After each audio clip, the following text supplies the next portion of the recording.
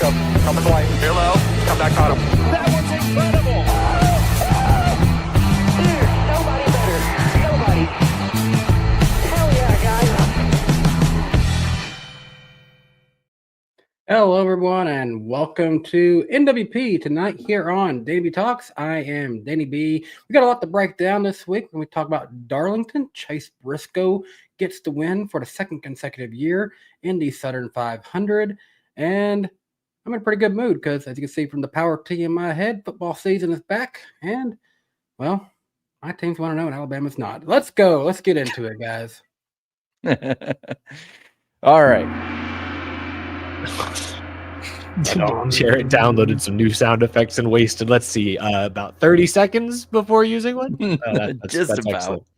Going for the record. Yeah. Well, Joe Gibbs Racing 1-0 to start the playoffs.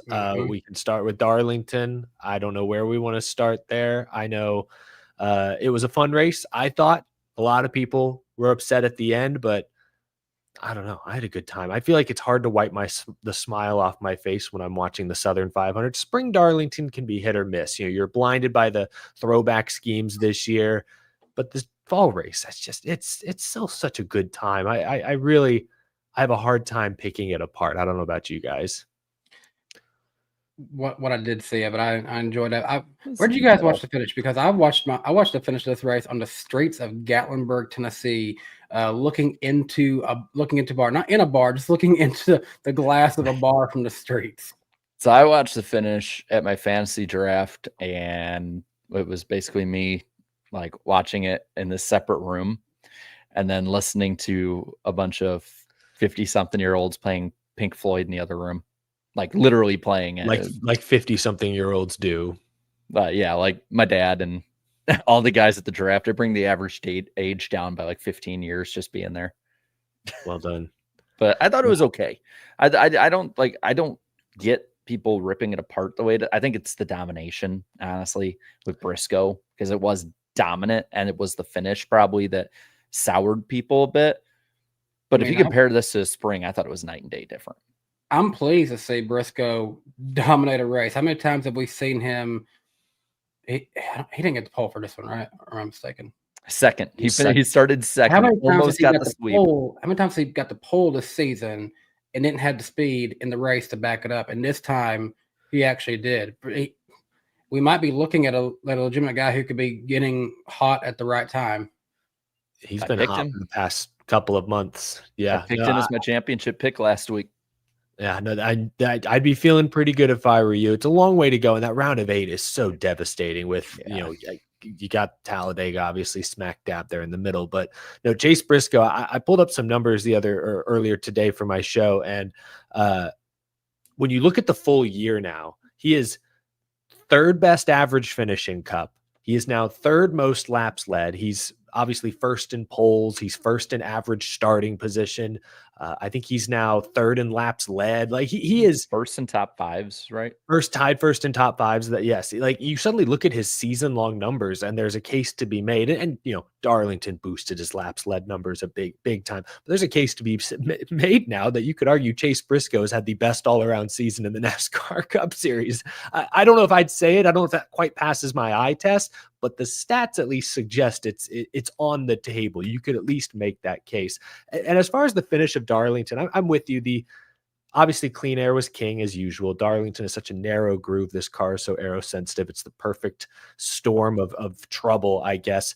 But I think where I was a little frustrated with sort of the online discourse, like the race ends and immediately all my mentions are just, dirty air, race sucks, car sucks, couldn't wait. Like, you know, it's terrible. And I felt like that people were too quick to discredit what Chase Briscoe actually did those final 2 runs. He even talked about this, I think, on the teardown.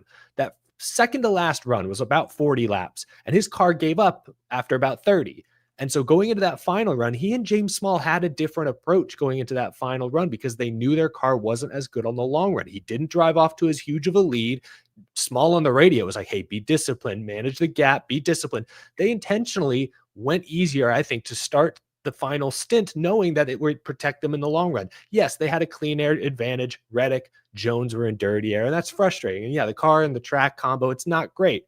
But Chase Briscoe was the only guy all day who could go up and pass the leader in clean air. He did it multiple times. So I guess I understood the frustration. I just hated that was quickly the number one talking point. I feel like it overlooked the actual racecraft Chase Briscoe put on full display there, that final stint. Just talking a little bit about the finish there, I think Reddick did as great of a job as anyone we could have seen to make a move in the final turn, because he did get right beside of him, but the only way he was ever going to make that work would have made a lot of people very angry. If he would have kept in it and, I don't know, maybe made contact with Briscoe, that would have been his only chance to possibly make that move actually work out. But had he done that, with how close Eric Jones was, I think Eric Jones would be who we're talking about winning this race. I was at a race where the two of them got together at the end at the Bristol Dirt Race. I remember that one. Yeah. I think we would have been taking that a bit. The same two people. Interesting. Yeah. The finish to me reminded me of two different races, and for different reasons. Because like I thought the race was like a 6 out of 10 night. You know, it was decent. It was a bit above average. There was passing through the night. Just I think a lot of people are going to selectively forget that. But at the same time, it was frustrating at the end. It was clear the 45 was faster than the 19, and the 43 was faster than both of them. And what it reminded me of was two races in particular, and that was another race I was at, Kansas in 2020, not to the same degree, but where you have three cars, one runs them down, the next one runs them down. They try and make moves, but you pretty much know without crashing them, they're not going to be able to get past. And I think the other race it reminded me of, and I think if we had a car that was a little less aero dependent, we would have had, was actually 2015 Fall Texas, where Brad Keselowski dominated the whole day. And right at the end, here comes Jim Jam and just takes it right away. Jimmy Johnson gets the win in the last couple laps after Brad led something like 300 laps in that. Like those were two races it reminded me of. And so, like, as bad as this car track combo and dirty air are, that's what you just described is exactly what happened in the spring Darlington race, except then there was a caution and Blaney lost the race on pit road. But that was the exact same deal. Byron dominated the spring, but on the long run, Ryan Blaney did his usual thing and drove up and passed him right before that caution and then the pit stop cycle. So it's like, it was frustrating, but that's where I still feel like people aren't giving Briscoe enough credit. He didn't win that race just because he had clean air. One, he earned that clean air by passing Reddick straight up about 80 laps earlier, but he also won that race because he managed the gap and managed his stuff better on that final stint because he knew the long runs were his disadvantage. So that's my only point. Yeah, dirty air was bad, but we've seen guys on long runs make moves at Darlington this year. So it wasn't just that Reddick and Jones were better. I think Briscoe still had a really damn good car and just managed the gap on that final run. Yeah. Well, Chase Briscoe and the 19 camp definitely enjoyed their weekend. Who did not enjoy their weekend, guys? You. Probably a good thing I was not able to really watch all of this race, because the 48 and really Hendrick as a whole was just AFK this whole race. Well, it's a good way to put it. I think the thing with Bowman wasn't it he had like a 40-second pit stop? Yeah, that'll do it. Yeah, and I do know I saw they was able to work their way back up on the lead lap, but still just ended up falling more as the race progressed. Yeah, and that just, I mean, once you're behind that 8 ball, even getting back, I mean, think how much further he could have been there. I think was Chase Elliott. I think he was 17th. He was the best finishing Hendrick car, right? Because I think like he was, because Larson faded to 19th. Hang the banner. I think I have that one too somewhere. Yeah. 17th best fit. Top 20. Woo. I have to admit that was jarring. That was really, really jarring. And it doesn't help that this coming week is Hendrick's arguably worst track with Gateway. Yeah. Like, I'm just saying, they're really close on the cut line. Elliott's +9. We'll look at it in a bit. Byron +25. That can be eliminated pretty quick. And Bowman, RIP. Like, and I had people in my mention this week. Like, one guy in particular was just saying, like, yep, this is Bowman's fault. He's a terrible driver. He's been terrible all year. Been terrible for years. He needs to be fired. And I'm like, well, where was this talk when he was saving himself after that horrible run around Nashville and the good runs he had at that point.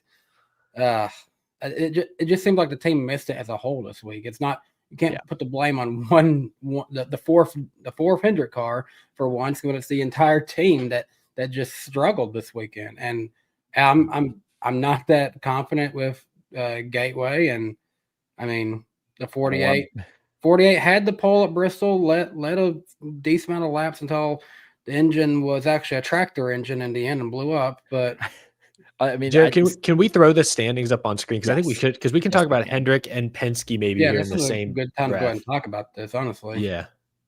Yeah. So Hendrick Motorsports now, we'll just talk about them for our listening audience. Kyle Larson did earn stage points. He's still 38 points to the good. William Byron, regular season champion, still plus 25. He lost a point actually in this week. But Chase Elliott now is 11th on the grid. Only Shane Van Gisbergen separates him from elimination right now. He's only 9 points to the good. And Alex Bowman, who we're talking about, is minus 19. He was the 16 seed coming in. Yeah, I think at this point, because Darlington was such a miss, knowing their unsteady history at Gateway, I think it's very likely that Hendrick loses at least one car in this first round, which, yeah, I guess, I mean, they'll still have three that could all make it to the championship four if they hit everything. But when you're Hendrick Motorsports, we used to talk about like Joe Gibbs Racing in their prime years with Edwards and Kenseth and Busch. We're like, hey, could they sweep the Final Four? We saw Stewart Haas get all their cars in the Elite Eight at least once. So that's the expectation when you're a Hendrick or a Gibbs. Everyone gets to the Elite Eight. And it looks like right now that dream is very unlikely. And the other part too is, you know, like I'll throw them back up, like points again, it looks decent enough for Larson and Byron. But, and I know that Hendrick is good at Bristol, but we've seen the past couple of years, and even with how this car races there, that Bristol can have a big one that takes out 8 to 10 cars, or you get damage, or you have a flat tire and you're 3 laps down right off the bat. And with Gateway right here too, I know Larson's been good there before, but that team, I think we can officially say, and I've lost the battle pushing back, I think that team's just a little lit off. Not bad, but they're definitely not the team that they were a year or two ago, and so on. Like, I don't want to be within 20, 25 points of the cut line going into Bristol, because crazy stuff happens. I know Goodyear's going to bring a softer right side tire to Bristol. It was just announced today. Do we know anything about Gateway tires? Are they bringing that Richmond tire there by chance? I think so. It's the same one that was at Iowa a few weeks ago, so I can't remember if that was the same that was at Richmond or what. I'd rather be the Richmond one because that was good. I want to be hopeful that with the the flat track speed that Bowman had there at the end at Richmond, I'm hopeful they can translate that somehow, but I'm not confident. No, and honestly, how do y'all feel? Yeah, we'll talk about one more negative, and then we can talk positive. Team Penske, Darlington, not their best track. We knew that. Gateway is their time to shine, but they're going to have to shine because their best car in points right now is only 22 points up, and that's Ryan Blaney. Cindric plus 12, Logano, and if we count Josh Berry, are both below the cut line. I don't know. Are y'all at all concerned about Penske coming into Gateway? I mean, considering how fast they were last year, I'm not too concerned, but Berry's the only one I'm worried about just because they might be better. They might get like a top 10 or some stage points here or there, but 19 back already. I mean, yeah, I think you can, with that on here, you can get ahead of probably Bowman with how Hendrick runs there, and probably Dylan, but you're also racing your teammate. Chase Elliott, I know, isn't the greatest there, but that's I believe, like 28-point advantage over Berry. That is not something that's going to be that easy at somewhere like Gateway. Bell's down there, another Penske car, and Cindric. Chastain has been there up there before, and so is Blaney. Like, it's not really easy, an easy trek for the 21. Even if they have a decent run, they need to have a top 5 run and be up there the whole race kind of deal. I think I'll just go ahead and say I'm not going to make it a prediction later, but I would say next week Joey Logano will be ahead of Shane Van Gisbergen just because I feel confident about Joey and Penske as speed as a whole at that track, and this will be SVG's very first race there. Yeah, I think I heard him say somewhere that he didn't even know where St. Louis was on a map.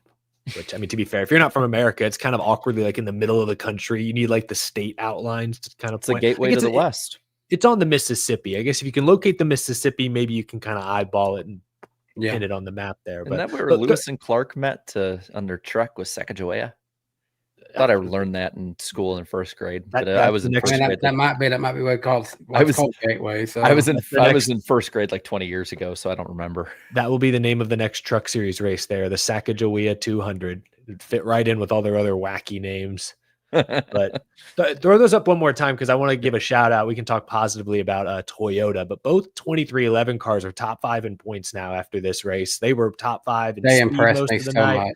Reddick almost won. Bubba came back from a pit road issue.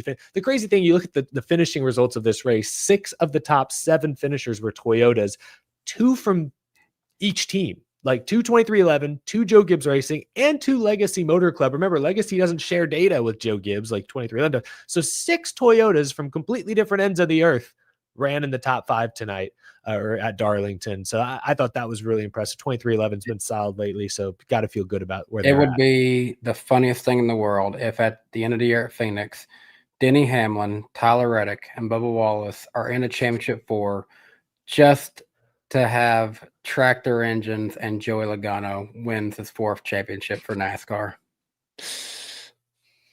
We'd be eating good on this show, that's for sure. There'd be plenty of people wanting to come in to give their takes.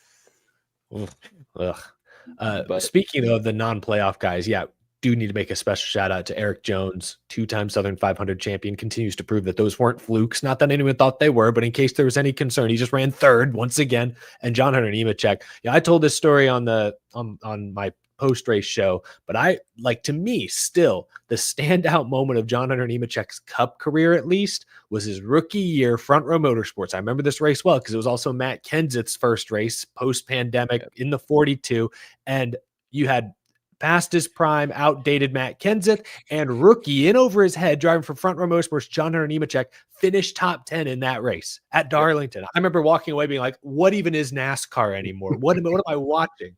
So shout out to Nemechek, also proving that his past Darlington success wasn't fluky. And look at that man in 5th, AJ Allmendinger. Unk still got it a little bit here, man. I mean, the colleagues holding him back, I think. But I had people in my chat with 40 to go. Was AJ starting to charge forward? They're like, hey, you said that colleague wasn't going to win the race this year. What do you think now? And I'm like, well, it's impressive, but they still haven't won. They're not going to win this. Not a race like this. No, but I mean, a 5th place finish, a place like Darlington, moving his way up towards the end of the race too. They had legit speed, and that should be, I think that should be really praised. Same with Carson Hocevar, had issues with Chase Elliott, had issues with others in the pit, and still comes home with a 9th place run as well. Kyle Busch was caught up in the first spin on the first lap, and then later basically spun out and finished 8th. So even a good run for Kyle Busch, all things considered. Damn, I mean, it's just man. And he unlocked everybody the free chips and queso when he gets a top 8. They just had to lower the bar. That's all. Hopefully, folks are taking advantage of that one. The fact that it's top 8, and he said, all right, that's the best I can do is top 8, like the Rick Harrison meme. The initial offer is we'll do it with a win. He's like, the best I can give you is 8th. We're running for RCR here, guys. But no, I mean, again, there's a lot of, just looking at the race to hold, there was a lot of I guess, disgruntlement, it might be the best word, but there still was a lot of stuff going on through it. There was a lot of movement through. It was just more the finish probably wasn't as good as last year for a lot of people. And he didn't have a 3-wide pass for the win Briscoe put on him last year. So there was almost, I think at one point, was it Eric Jones, Nemechek? Which one was it that took Briscoe and Reddick 3-wide into 3 and 4? I think it was Joe. I don't remember. I feel like it was a green car, but now I don't remember. It was crazy though. I saw that happen, and it's funny because the guys I'm in the fantasy league with, they're not in a NASCAR. They watched a few races in the 2000s and said the season was too long, and then never watched again. They were casuals in the casualist of casual way. And one of them leaned over, they're like, "God damn, that was a nice move." It's like, yeah, that's all I need to get from people who don't watch validation. NASCAR. If they're like, "Wow, that was pretty cool." Yeah, Jones, it was. Well, Jarrett, you mentioned the word disgruntlement. You know who else was disgruntled? Who? The TV executives. Oh, yeah. Oh, no. This weekend's Cup Series race scored 1.880 million viewers, which is down 22% year over year. It is the lowest watched Southern 500 ever on record. It is the third least watched non-delayed race of 2025 behind Richmond and Watkins Glen. It's been a rough few weeks for ratings. That's what that tells me. It feels like ever since the Fox portion, broadcasts are usually bad, but it's Big Fox, it's FS1, recognizable. Everyone gets them. The Daytona, you get the big races early in the year. Ratings are usually pretty good. I thought Prime, we talked about over the summer, the Prime Video viewership numbers were solid. I think everyone came away being like, oh, okay, not terrible. All things good. Since Prime, when they went to TNT and then bounced over to USA, it's been rough. I don't know if there was just one channel flip too many to turn so many consistent fans away or what, but yeah, the last couple months it feels they have not gotten. Even I think last week's Daytona Saturday night race was down something like 5 to 8%. I forget what we talked about. Like, so it's not, I mean, they're 22% year over year decrease for the same race on the same weekend on the same network. It's pretty bad. There's no other way to slice it, but every race recently has been down just a little, and it's hard to say exactly why, other than maybe all the channel flipping has finally gotten to them. Well, and I think it's that too. I'd honestly say last season and 2/3, basically like since 2024 on, between the lawsuit, between all the controversies, playoff talk, all that stuff. Like, I feel like it's just fatigue too, of like, there's so much outside noise too around it that maybe a lot of diehards fall off. I saw a lot of people saying that it was because of the Notre Dame Miami game. And I get that. That one had about 1 million more viewers than the LSU USC game, I think it was, in the same time slot last year. But I don't think that that 600,000 of those million were all NASCAR defectors. Yeah, no, for sure. It's you can always point to what else is on TV. Thing is, Darlington Labor Day Sunday night has been a thing for a long, long time now. That is one of the traditional dates, like Saturday night Daytona, which has moved around and still pulls in decent numbers, like the Memorial Day weekend, like the Daytona 500, usually on President's Day weekend. That could change. Like that, this is a staple that everyone marks down months in advance, and they still did not tune in anywhere close to the numbers we're used to seeing, which is just weird. It's just, I think you're right. A lot of just general fatigue. I'm tired. Like, I'm tired, and I love this and do it for a living. I'm kind of tired right now. There's so much going on that we're talking about anything but the racing half the time. I mean, I'm looking at our itinerary, not to break the fourth wall, but almost our entire second half of the show is off track news. Well, and looking at the rating side of it too, the ones I'm worried about coming up, because they're generally don't bring as many eyes in. Like, these are the numbers. This race, the numbers it got are the numbers those races usually get. The races like Bristol night race, like New Hampshire, like Kansas, like last year's Bristol night race. I have the numbers on that one. It was last year's Bristol night race had about the same amount of viewers as this race. And that's usually the least watched race of the year. So it's like,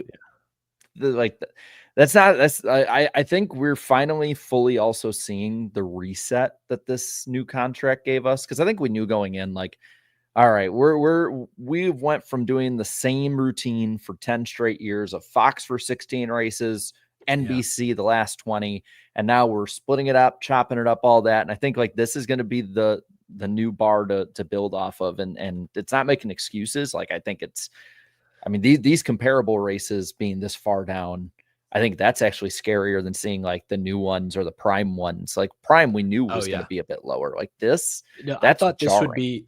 I thought Daytona last week was going to be kind of the reset. Like, oh, that's right, the races are on USA now or NBC. Like, oh, that's right, I got to return. Like, I thought that was going to be the moment the casual fan was like, oh, that's right, okay, I know where we are.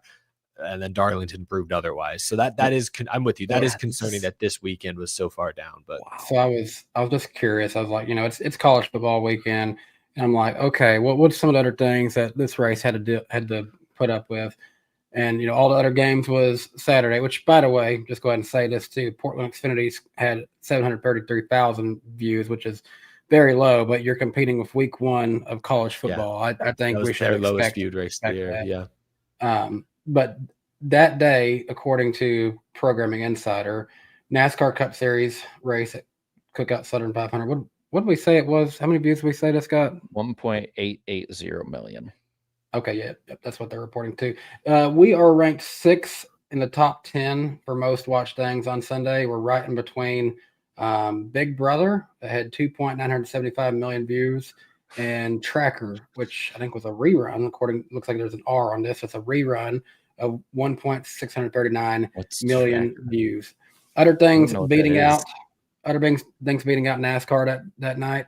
America's Funniest Home Videos had 3.815 million viewers. 60 Minutes Presents had 4 million. We'll just say that. Sunday night college football on ABC, the pregame show had 6.635 million views. And then the Sunday night game of Notre Dame at Miami had 10.4 million views. Yeah, which is about 1 million off of the same one last year. So, I mean, it was up, and I think that was a factor, but there's so many people that are immediately like, it was just college football. It's like, no, that doesn't explain why the last couple weeks were down. That doesn't explain why the same race. And either way, like as big as college football is, we know it's huge. Yeah. Notre Dame, I guess that's what, in Indiana versus Miami, Florida. We're not exactly talking about we're not exactly talking about SEC powerhouse schools drawing up all the Carolinas and the Alabamas and the Georgia, NASCAR's roots, like LSU last year in this. Yeah. If you had told me LSU Alabama was on at the same time, I would have said, okay, that might explain the dip. But all due respect to Notre Dame, there are a lot of race fans, I'm sure, that love Notre Dame and are interested in a Notre Dame-Miami matchup. We're not talking about core NASCAR crossover, to your point, Jared. Well, in this same race, 4 years ago, had 3.5 million viewers. Yeah, so it's like there was either, this feels almost like IndyCar Iowa, where it's like, was there just like a promotional like F up here? Like, what went wrong? Was there a glitch? Like, I'm legitimately this is shockingly low for how big this race and consistent this race usually is. I think next week is going to be way worse because you got to think too, it's Gateway in the middle of the day on Sunday against NFL Week 1. And I know that down here, and I know in the core NASCAR based college football is big, but like, I mean, those numbers will be dwarfed next week by the NFL. And there's a reason it's the Goliath in the room. We hear it talked about all the time from the networks of different decisions being made and like why they value NASCAR because it does well against the NFL comparatively. It's like, I wouldn't be surprised if next week we have like 1.3 million. I don't think that's alarming or like going doom. I mean, that's the similar drop that we saw from Darlington to other races last year. Yeah. So, well, and Danielle, I'll let you finish up. I know the truck race got low viewership as well. So yeah, Saturday college football kickoff beat the snot out of the curious. I was just curious. I was like, well, what if next year this race ran earlier? But the thing is, what they did week 1, there was also an earlier college football game that day, South Carolina and Virginia Tech. That one still got 5.4 million views. So either way, they're finding a way to have something. And you know what, too, for those talking about, like trying to make excuses, because there are some that are making excuses. Like IndyCar had a huge jump year over year. And again, it wasn't against the NFL, but it was like almost 1 million viewer jump or like 700,000 jump. And it was against college football too. So it's like, I get that the other game had a bigger draw, but there was still a lot of other factors going against IndyCar, and they performed well and NASCAR didn't. Like, and trucks had 262,000 views. So yeah, that sucks. Woo, yeah. But, anyway, who cares about TV? What did you guys think? What were the results? Or you mean the viewers, the listeners? I'm talking about Billy down the street. What did he vote in the famous iceberg poll? Yeah, what we got, man? 12,000 people voted in this week's poll. 20% of you said this was a great race. 58% said it was good, giving a 78% net positivity. 18% said it was an average race, and 5% said this was a negative race. And I'm going to mute my teams because my people are crisising about something. So this is 78%. It is the lowest of the last 3 weeks, but it's noticeably higher than pretty much any 3-week stretch since the Coke 600, Nashville, and Michigan, which I think had good racing. And also I think the excitement around Prime probably helped with that too. Now, comparatively, when you look at Darlington, since we started doing the poll, there have been, 14 Darlington races polled now. Granted, we had 3 in 2020 that probably bumped that number up. With that, this race was 10th of those 14. It beat out the 2020 Southern 500, the spring race this year, and the 2021 spring Darlington race. But to be fair, a bad Darlington race gets 58% net positive. It's like one of the highest floors of any track. So like, even if people aren't crazy about a Darlington race, it's Darlington. They love it. Looking at the comments, the first one was from Isaac. So was it positive, negative, or meme? It's negative. Probably negative. All right.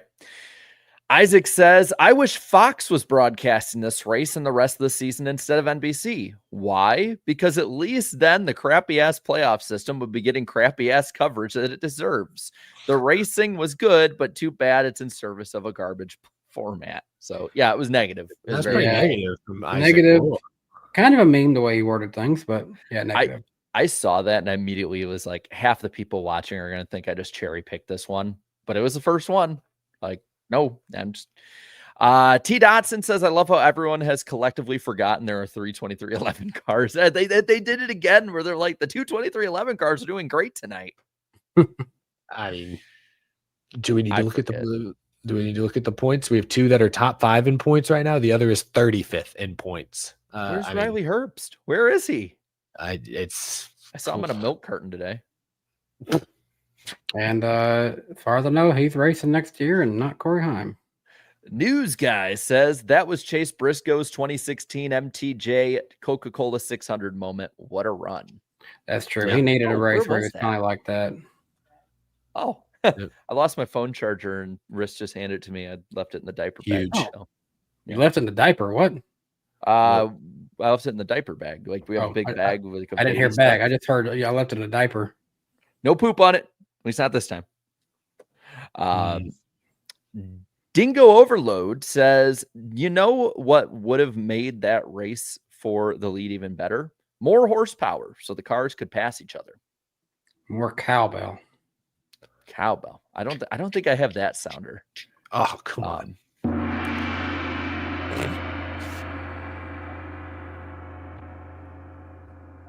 Matt says, back-to-back, baby. 2 different wins with 2 manufacturers, and Briscoe gets it done again.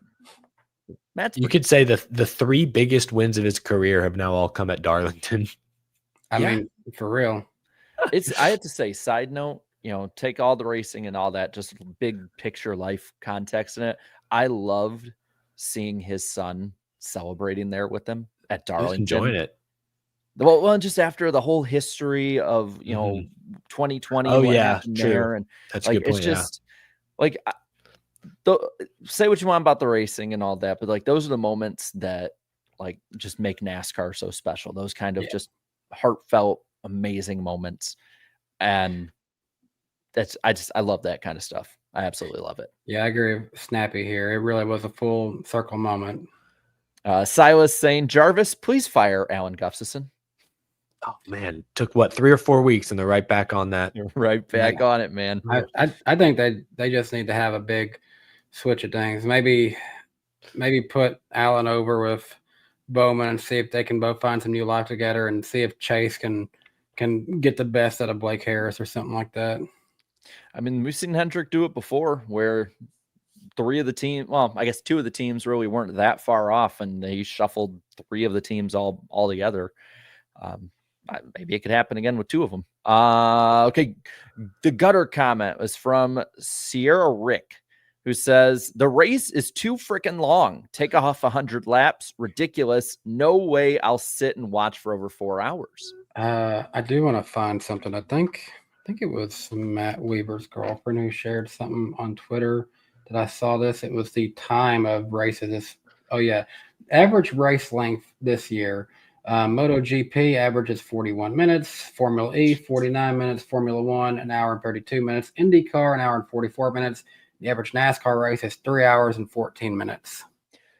Did you see that like Formula One, I think it was like a Formula One exec or someone like a high up was like, our races are too long and it's driving away young viewers. We need to shorten them more. And people are like, no, I don't want some, guppy brained Netflix fan to ruin my sport. I need to watch the race with Subway Surfer below it. Yeah, I thought that was so funny that just. So I think NASCAR races are too long in general. Now I actually had this conversation with Amelia like an hour ago. We were talking about ratings and things, and we both agreed like NASCAR Cup races should all be under 2.5 hours, with the exception, I said, of the Daytona 500, the 600, and this race. I think you need a few that are obscenely long. They're traditional, but I think Kansas should be a 2.5 hour max. I think Dover, I think Roughly this weekend's right? race at Gateway should be 2.5 hours max. It's so interesting how sports lengths can just vary. Like football this weekend, I think the Texas-Ohio State game was over, and the Tennessee game was still like midway through the third quarter. I'm like, how does this even happen? That one took so long. They bumped the Tennessee game off ABC and went into the Alabama game because we were taking so long. And I'm like, how does that even happen? How do sports just vary so much in length? I don't get it. And then you have like the NFL, which is just amazingly just regimented within 3 hours to 3:15. There's a reason they're king in this country. Yeah. Like no other league is TV product. They totally have. I mean, the only thing I can think of to shorten up these races without taking away racing would just be the stage cautions. Most of these broadcasters are doing more side-by-side ads anymore. You might as well take them away, and they're still going to run the same commercials anyway. We'll just keep the racing going. Then I'd actually be really interested at an intermediate track to see the strategies cooked up by crew chiefs, knowing that they'll still be racing afterwards, and see like if they can weave in going for stage points while also like going for the win and trying to gear themselves towards that. Like I actually think it'd be really entertaining at like intermediates right now. Yeah, no, I agree. I think getting rid of stage cautions in most places, that'd be a good place to start. That was a cup race. We still have 2 more races. Yeah. Zilish can't be stopped, injury or no injury. Yeah, I don't have "Don't Stop Me Now" by Queen lined up as a sounder, but if I had the copyright to that, I would play it right now. Yep. Yeah, I mean, he's unbelievably good. Now, with him winning Portland, I think we all saw that coming from a mile away. He's the best road racer in the field, and he won that race. I mean, there's the controversy on the final restart with, it was a cluster, everyone overdriving it, running into each other. So Zilich and then a few others just chose to take the exit route, I guess, and did it correctly and came out with the lead and won. I think NASCAR was correct to make the no call there, but I also thought they were correct. Was it Indy a couple of years ago when Chastain did something similar and didn't break any rules, but they penalized him anyways? That was stupid. I still think to this day, Chastain, NASCAR, you got to take it on the chin. If you failed in your track design like that, you just kind of have to accept it. You can't punish someone for playing by the rules. So I thought they made the right decision not calling Zilich or any. There were even a few guys that actually more blatantly cut the corner than Zilich did that didn't follow the exit route rules. And but I think NASCAR just said play on. Probably the best call in that moment. They just need a better designed Portland turn 1. It's chaos in every series that races there. Denny brought this up on his show that they were actually in practicing blowing it instead of actually running the corner because they could run it quicker that way. So it's like, it's totally the design. You put a wall there. Well, so I looked at one of the I guess maybe from the drivers meeting, one of the renderings, like images they were sharing, showed the tire barriers on that kind of snake route they had to do were a lot bigger. So you were going to really have to slow down to go around them. Whereas then when I watched the replay of the race itself, they were much smaller. You didn't have to you could go through them a lot faster. So the picture in the drivers meeting was a harsher penalty than reality. If they just in reality made the tire barriers the same size as the rendering, then we wouldn't have this issue, but they didn't. So that's on NASCAR. Good job for them to not call it, because it was their fault it got like that in the first place. I don't even think they cared at this point because they're leaving it next year. And they gave this BS answer too about how they're you see that they're well, the infrastructure can't hold a top series race or whatever, like a NASCAR race. And they did say something about they did say something about not having internet hookups on pit road, which if that's true, you probably can't bring Cup if you don't have internet hookups on pit road. But IndyCar yeah, I mean, goes there and it's a huge deal. Everyone knows about it. They have all this stuff set up. So I'm like, actually, I a feel cup like it's race just might be BS better. reason. Take the internet away, the cup race would probably actually be a better race. So Take away their SMT. Exactly. Yeah. So yeah, I feel bad for the Pacific Northwest fans. I don't know if that racetrack would have been the long-term like Cup solution, but I'd like to see Cup and Xfinity and Trucks. I'd like to see them up in that region, even if they only go so far as Colorado, like that general region. I know Colorado's not part of the Pacific Northwest. That we got to get closer to our friends up in Portland and Seattle and Vancouver The and whole whatnot. West Coast, man. I mean, we what do they gotta really get closer have to anymore? Sonoma? It's just Sonoma? it has to be the right. It does have to be the right deal. Like maybe if this San Diego deal is a one and done, can they line up a street race in Portland or Seattle? I think it needs to be a big event. No disrespect to Portland International Raceway. I know they show up for IndyCar, but that's never going to be like a marquee Chicago street race or Daytona. It's never going to be a marquee NASCAR event. So you got to create a big event that makes it worthwhile to drag the whole industry 2,000 miles or whatever the case may be. It's just the sport is quite literally rooted in the Southeast. All the teams are there. And so it's a hike to get out to Portland or Seattle. So hopefully they can create an event that's worth it. You know, If a only fun Furniture one. Row is still around. Yeah. Fun one up No in pit that stop. area. You have Portland, Oregon, obviously, but you can also consider Eugene, Oregon. I think that's where the University of Oregon is. It's a pretty big college town. You get a lot of college student attention to bring a race out there. I'll tell you what, man, we used to have college student attention back in the day in Joliet, and that was fun. That was fun. 12-year-old boy being there, that was a great ass time. I can't even tell the story on publicly of how I met AJ Allmendinger in 2009. It's a great story. I'll tell you guys after. Points. Yeah, that'd be fun. Points. Yep. When I was coming back Monday, this is how far away Oregon is. When I was coming back from Pigeon Forge on Monday, I passed the haulers of Jeb Burton and his. Did we lose Danny? Did we lose him? We did. Oh, awkward silence. It's the Burton Mafia going. And his after him. teammate, the 31, because they were just making their way back past. Oh no, it did the thing, didn't it? I think it did. It did the thing. We might be back. I'm going into a full-on story here. No one heard anything. Well, sorry. then we heard you go full auctioneer for a second there. So you passed Jeb Burton and the 31's hauler, and then what happened? Yeah, they were going the opposite way on I-40. They're going east. I'm going west, and then also past the 70. Saw that hauler going back, and then going the other way, I passed them. I passed like one of the NASCAR. Like the NASCAR kids thing hauler, one of the ones that sets up in the fan zone. So everyone's going all sorts of directions from the races and to the races. That's funny. Yeah, When that cut line you showed, Jarrett. Oh, sorry. Go ahead. When I was driving through Illinois, actually, I saw the NASCAR, what do you call it? Merchandise truck driving up because I was going through, what's that town? Danny, you stayed there before. I should remember it because I always drive through there. It's like Southern Illinois, Mount Vernon. It was going through Mount Vernon. So sorry. Cut line, yes. The Burton battle. Yep. The Burton battle. Harrison's still up with one race to go, and it is. I think it stays just like this.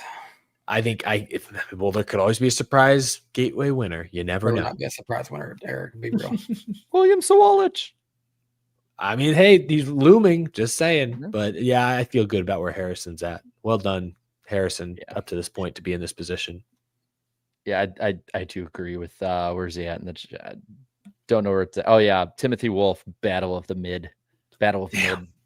I mean, Noah Coleman. Look at Danny Dye. Can't forget him.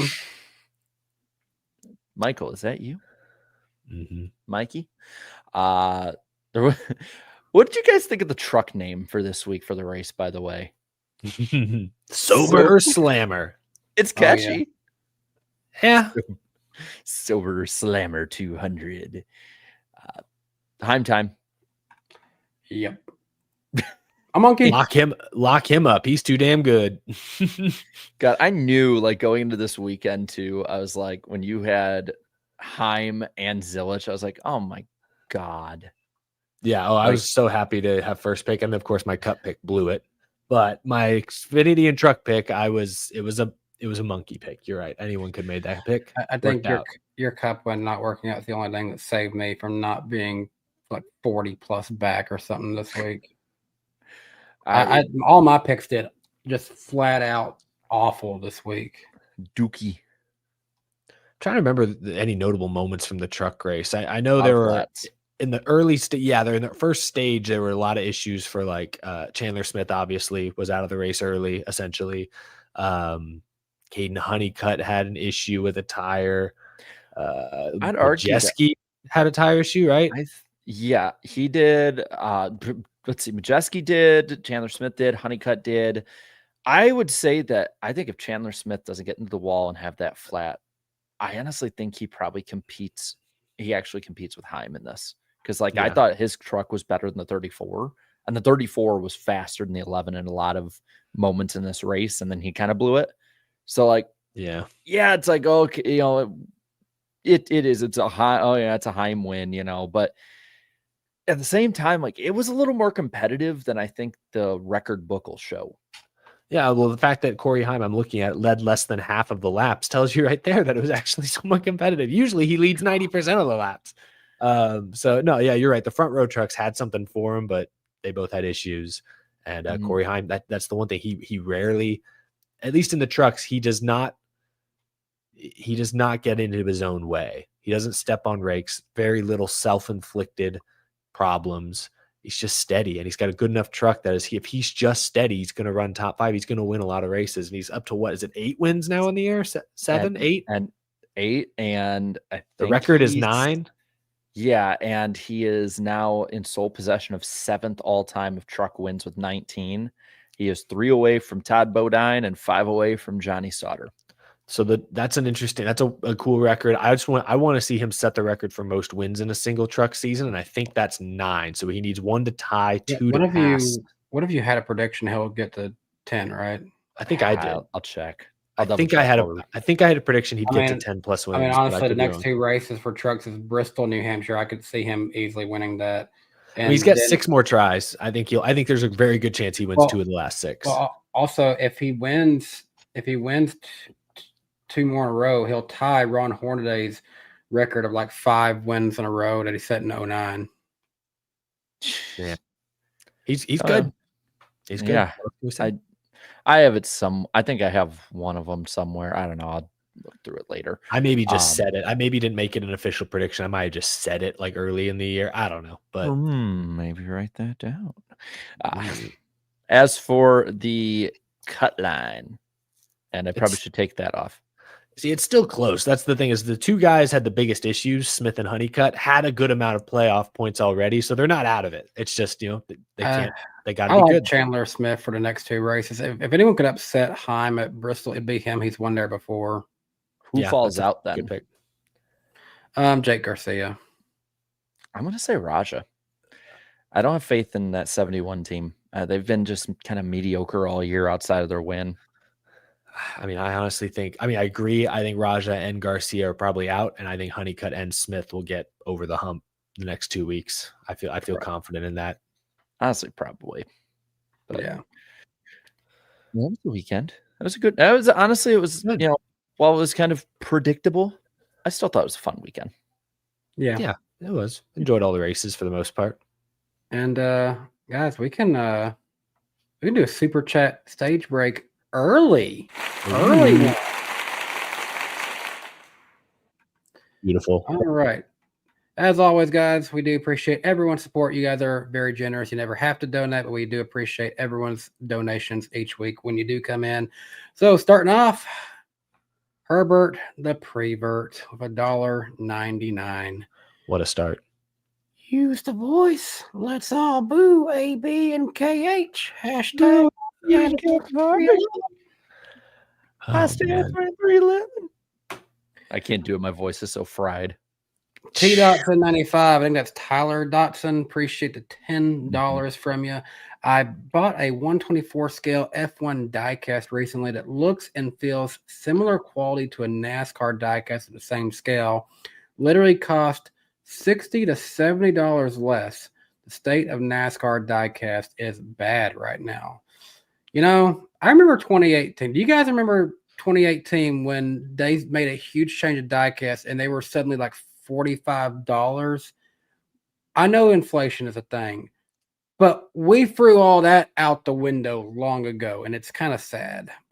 We used to have a good segment for our friends at Lionel, and still like Lionel, but I just truthfully don't buy them that much anymore. And I have the store not far from me, simply because I can't justify spending that much anymore on these things.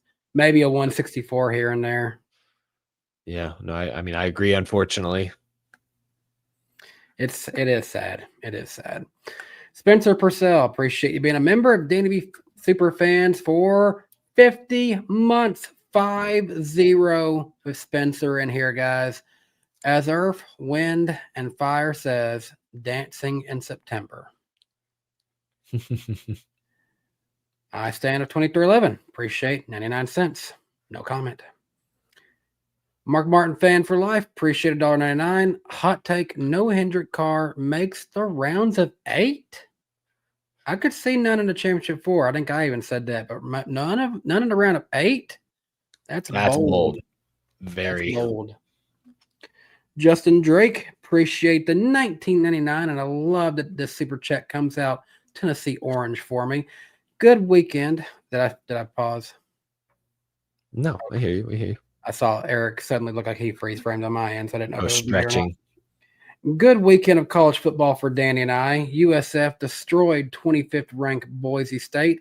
And Danny, your Vols proved what we all know. Syracuse is the college football version of a field filler. Ooh, that's harsh. They did win 10 games last year, so I won't say anything too bad about Syracuse. I stand at 2311. Appreciate $1.99, but Bowman still won't advance. Hashtag I stand at 2311. Dang, piling on. Jeffrey King, appreciate $4.99 from you.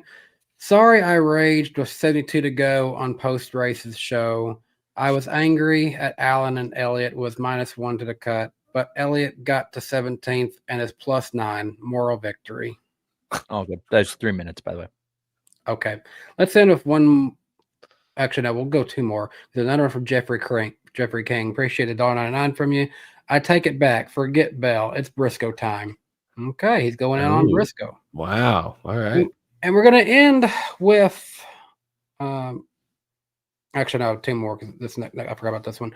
We're going to go with this one. Clint Boyer's liver. Appreciate the $5. What? Yeah. I didn't want to end up that one. I am in constant pain. I am overworked on a regular basis. Most days I beg for the sweet relief of the end. But even I, hashtag stand of 2311. That's pretty good. God. That's pretty good.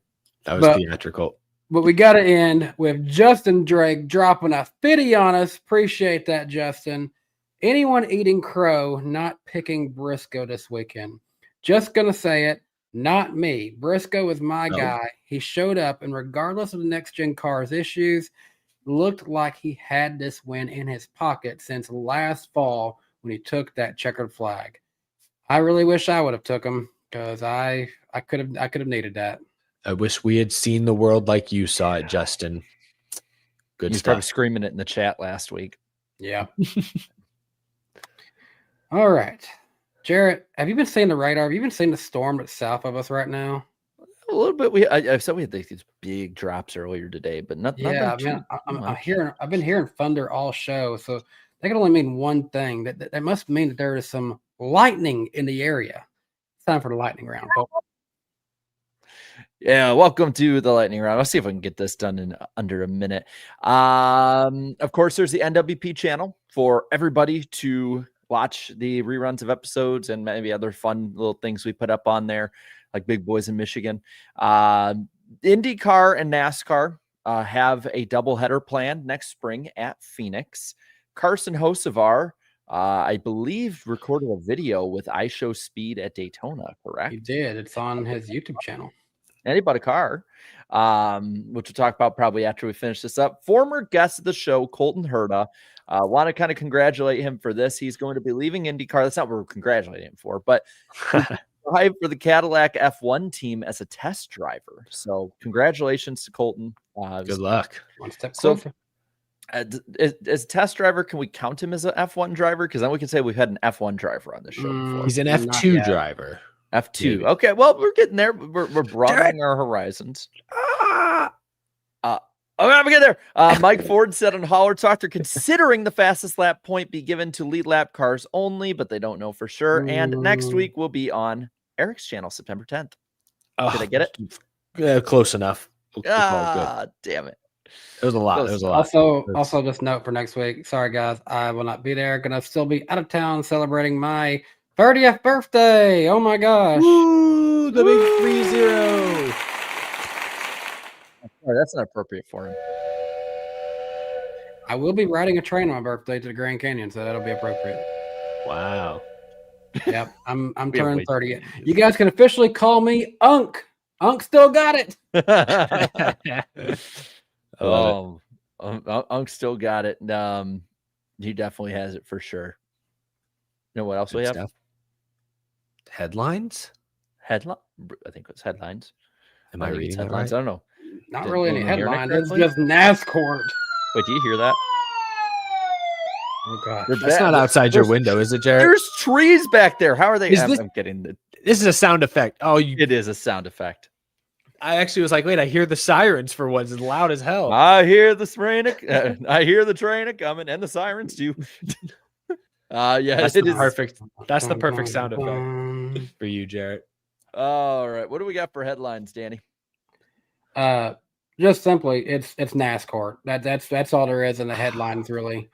Gosh, It is getting insane this week. I was hoping we could get someone on who was on the ground, but unfortunately, schedule's cut the line. So it's just us who has to still guess and ponder on what all this means.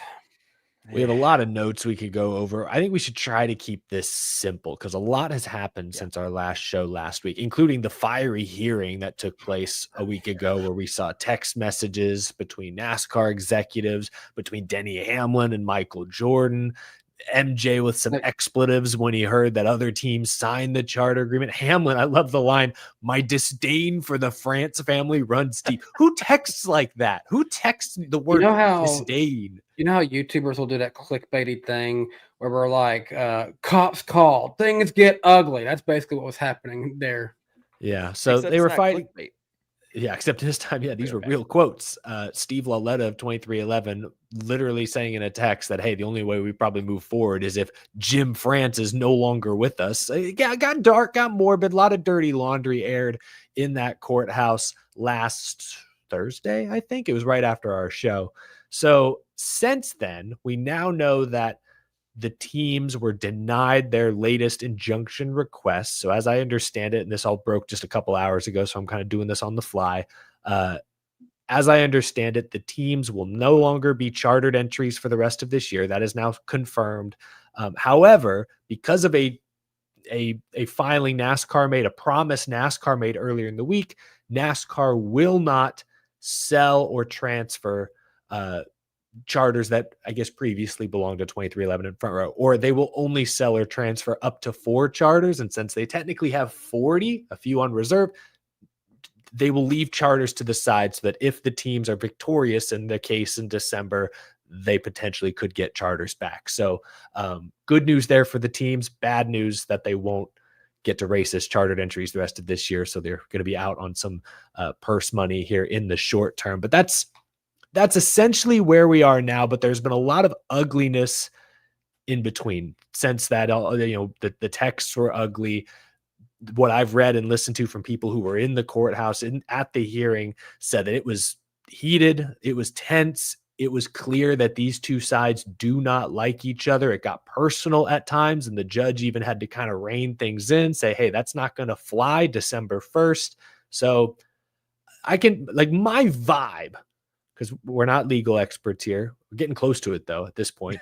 My vibe is that this doesn't sound like it's going well for anyone. Like, I have a feeling if this does go to trial in December, which right now all signs point to, yes, they're going the distance. Michael Jordan said he'll go down in flames if he has to. He is going to fight this out.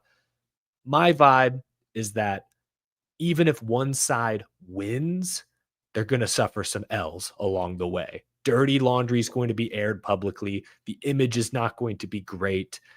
It's going to get gross before it gets better if this goes to court. So I don't know. Do you guys have what's your vibe level at, Jarrett? Well, so for me, this is closer than people think. It's 89 days. That's how long it is till December 1st, right? We're hitting the end game on this, and we have two trains that are running right towards each other with no signs of stopping or diverting course. And I was listening to Jeff Gluck talk about it today. And he's like, literally everything's on the table. He said that they're like, people asked about split, and he's like, yeah, like he thinks that could be something that's maybe a long shot, but that is not a 0% chance anymore. He said that he was talking about too, that like this could mean NASCAR has to sell off a bunch of the tracks, for instance, and breaking up the monopoly. You have to sell off your tracks. At that point, that's not just a change for NASCAR. That opens the door up for tons of people, because I don't think it's all going to go to SMI, especially since they tried to acquire SMI. So you got car who would probably benefit from this. Jarrett, we can pool our money and buy Chicagoland. Hey, but we'll keep it alive, baby. Keep the dream alive. I mean, at that point, I have $2. I have $3. But the way I see it, we're renaming it to NWP Land. Oh, Danny going full Godzilla movie character, ventriloquist. Right, he's like, there. His lips didn't even I was move. trying to say we can rename it to NWP Land of Chicago. Rolls right off the tongue. I mean, looking to what they said, I mean, the thing that I don't get is why would any of them put this on somewhere that there could be a paper trail with it if you know this is a possibility that your private conversations will be brought out of context in a lot of aspects to the public. I mean, MJ calling him and an effer and all that, fine, whatever, and all the other stuff he called Joe Gibbs. That's probably not going to help their relationship all that much. It's going to be very awkward at the Toyota meetings and at the racetrack. Saying Jim France dying is probably the answer for the long haul. I know that it's like, just stuff people say, heat of the moment or back and forth, or the disdain for the France family as, Denny tries to, text like an 1880s poet, but like, I don't get why you wouldn't just talk in person about it or over the phone. Like, do they have phone records they're putting on there? Is there just emails and texts? Like, I just, because it's going to get uglier. We're going to find out more. And at this point, too, the other part was, I think it was NASCAR. What was it they called it? They're like golden something or whatever. Golden. Yeah. So last year, remember, really 2 years ago, the teams floated the idea. There were reports, they leaked things to Stern, probably straight from Curtis Polk, that they were going to boycott races. Like they could rise to the point where they boycott the Clash, for example. And I think NASCAR had these, what it sounds like they called their gold or golden codes, that I guess was a plan Z contingency plan if that were to happen, where NASCAR would, I guess, run the teams themselves. I mean, they own the IP of the next gen car. They could build them themselves, I guess, and run them. And I think in the court documents, they suggested it would be with the help of some Xfinity and Truck Series teams. But yeah, like, I think to back up 2311 and Front Row's monopoly argument, they said, look, NASCAR literally has a plan to run the whole damn thing themselves, like, and box us out completely.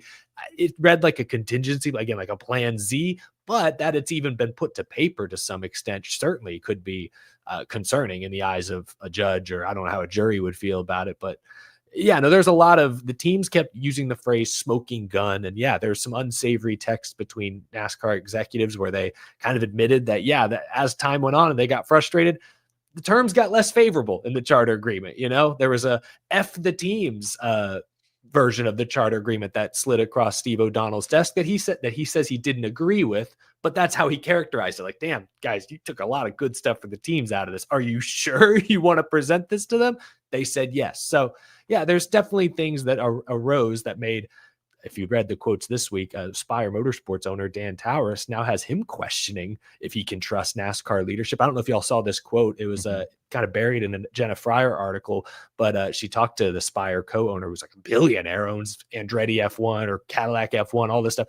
And he was like, yeah, based on all the things that leaked out of the courthouse, it feels like the NASCAR we've talked to isn't the same as the NASCAR behind the scenes. So now you got other owners not even involved in this court case who are like, NASCAR, what kind of show are you running here? And so it's a bad look for everyone. And yeah, like you're saying, it's probably going to get worse before anything gets settled. Well, and that too is partially, because people are like, well, how is this going to change NASCAR? And there's plenty of substantial ways we're going to see it change if the teams win. I mean, the Judge Bell even said that, like if NASCAR, if the teams win, it is going to be a vastly different sport, the way it's run, everything about it. But this is the way that we don't see, is the erosion of trust in the industry. And I know it's been shaky for a while with the teams, but now you're having people publicly come out who aren't involved in this whatsoever, who are starting to say things like that. And can you blame them when NASCAR pretty much said, like, yeah, our contingency plan is you're expendable and we can still get you out even with these charters that should, in theory, make you not some expendable piece to our field. I wouldn't want to put $20 million per race team in. Like for Spire, it's what, $60 million a year just for the Cup side of things. Yeah, it's, on one hand, the NASCAR likes to talk about how we're all partners in growing the sport, but on the other hand, now there's documentation that suggests they're able or considering that they're able to move on if need be. It's tough. They might be the NASCAR family, but it looks like NASCAR is in the early stages of filing divorce if they want to. I don't know if I viewed it. I don't know that the golden codes or anything imminent. Again, I think that was a plan Z kind of like break glass in case of emergency type deal there. But no, I just in general, like what you said, Jarrett, there are going to be there will be, what's the word, results, I guess, that we don't see, and then there will be tangible results. Like I think NASCAR, if they lose, let me start over. If 2311 and Front Row lose, I think we all know what happens. They probably go out of business, or at least they're not in the Cup Series anymore. There's a chance that's not what happens. Maybe there is a version where they don't lose outright and they're able to kind of slowly be coaxed back into the sport through some new agreement. Like there's always a possibility for a form of reconciliation, but they say if they lose, would be the craziest one because of how long they've been in the sport to me. They've survived a lot. This would be tough. But so if they lose, we kind of know what worst case scenario is. If NASCAR loses, that's where things get way more interesting because the sport would evolve tremendously, for better, maybe for worse. Some argue if NIL has been better for college sports. I don't think that's a unanimous, everyone's unanimously in agreement there. We would see a similar transition for NASCAR. I think beginning with what you said, Jarrett, they'd probably have to sell off most of ISC, suddenly Daytona potentially under new management. Whoa. ARCA could get sold off. I mean, that could be an interesting variable. Even though happens ratings are bad, they just got rammed back into sports. I don't think the trucks are in danger. No, I think they keep that for the OEMs more than anyone else. It'll be interesting to see if what previous mergers or purchases get unwound, and then from there, will NASCAR be forced to rework or scrap the current charter agreement? Is that something that's even on the table as a possible, punishment or result? I don't know. We'll see. Well, part of it be too, like, would they have to restructure how it's ran? Would a commissioner or somebody in that position have to be more like an NFL, an NBA, an MLB, a stick and ball sport commissioner that more or less has to help work for the teams? And how would that work? On the other end of it, would charter teams be like a chartered union too? I mean, there's so many things that if the business model changes and NASCAR gets less power, there will be someone to fill that void, whether it's someone who buys up those tracks, whether it's the teams, if they take that power, like whether it's an outside investor, that's where I think the big one's going to be, is there's going to be a huge power void if NASCAR loses to the teams. Who fills that void, and how does the France family react to? Do they lash out? What power will they have to lash out? Like that's what we've seen in the NCAA, is now the NCAA feels like they have very little power over, like, especially college football. That's the biggest one. And it feels like, that void has been filled by, Danny will love this, the Big Ten and the SEC. It feels like they're kind of running the show now in some of their biggest programs. So what is that a similar future that for NASCAR? I guess we'll see. It's I think a lot of speculation, but I think you start with, if they are found to be a monopoly, first thing you do is you break it up. That means ISC goes elsewhere, ARCA goes elsewhere. Yeah. Whatever else what happens to IMSA? I don't know. I Oh gosh, I didn't think about that. Yeah. Yeah. Oh, dude. Yeah. I mean, that's especially when you look at the numbers they do on social media and stuff like that, that would be a huge loss. And then that's Jim France's baby, so like that would make it, that's probably what's partially on top of everything else, making it personal for him is like, you basically looking at it as losing the family company after 80 years.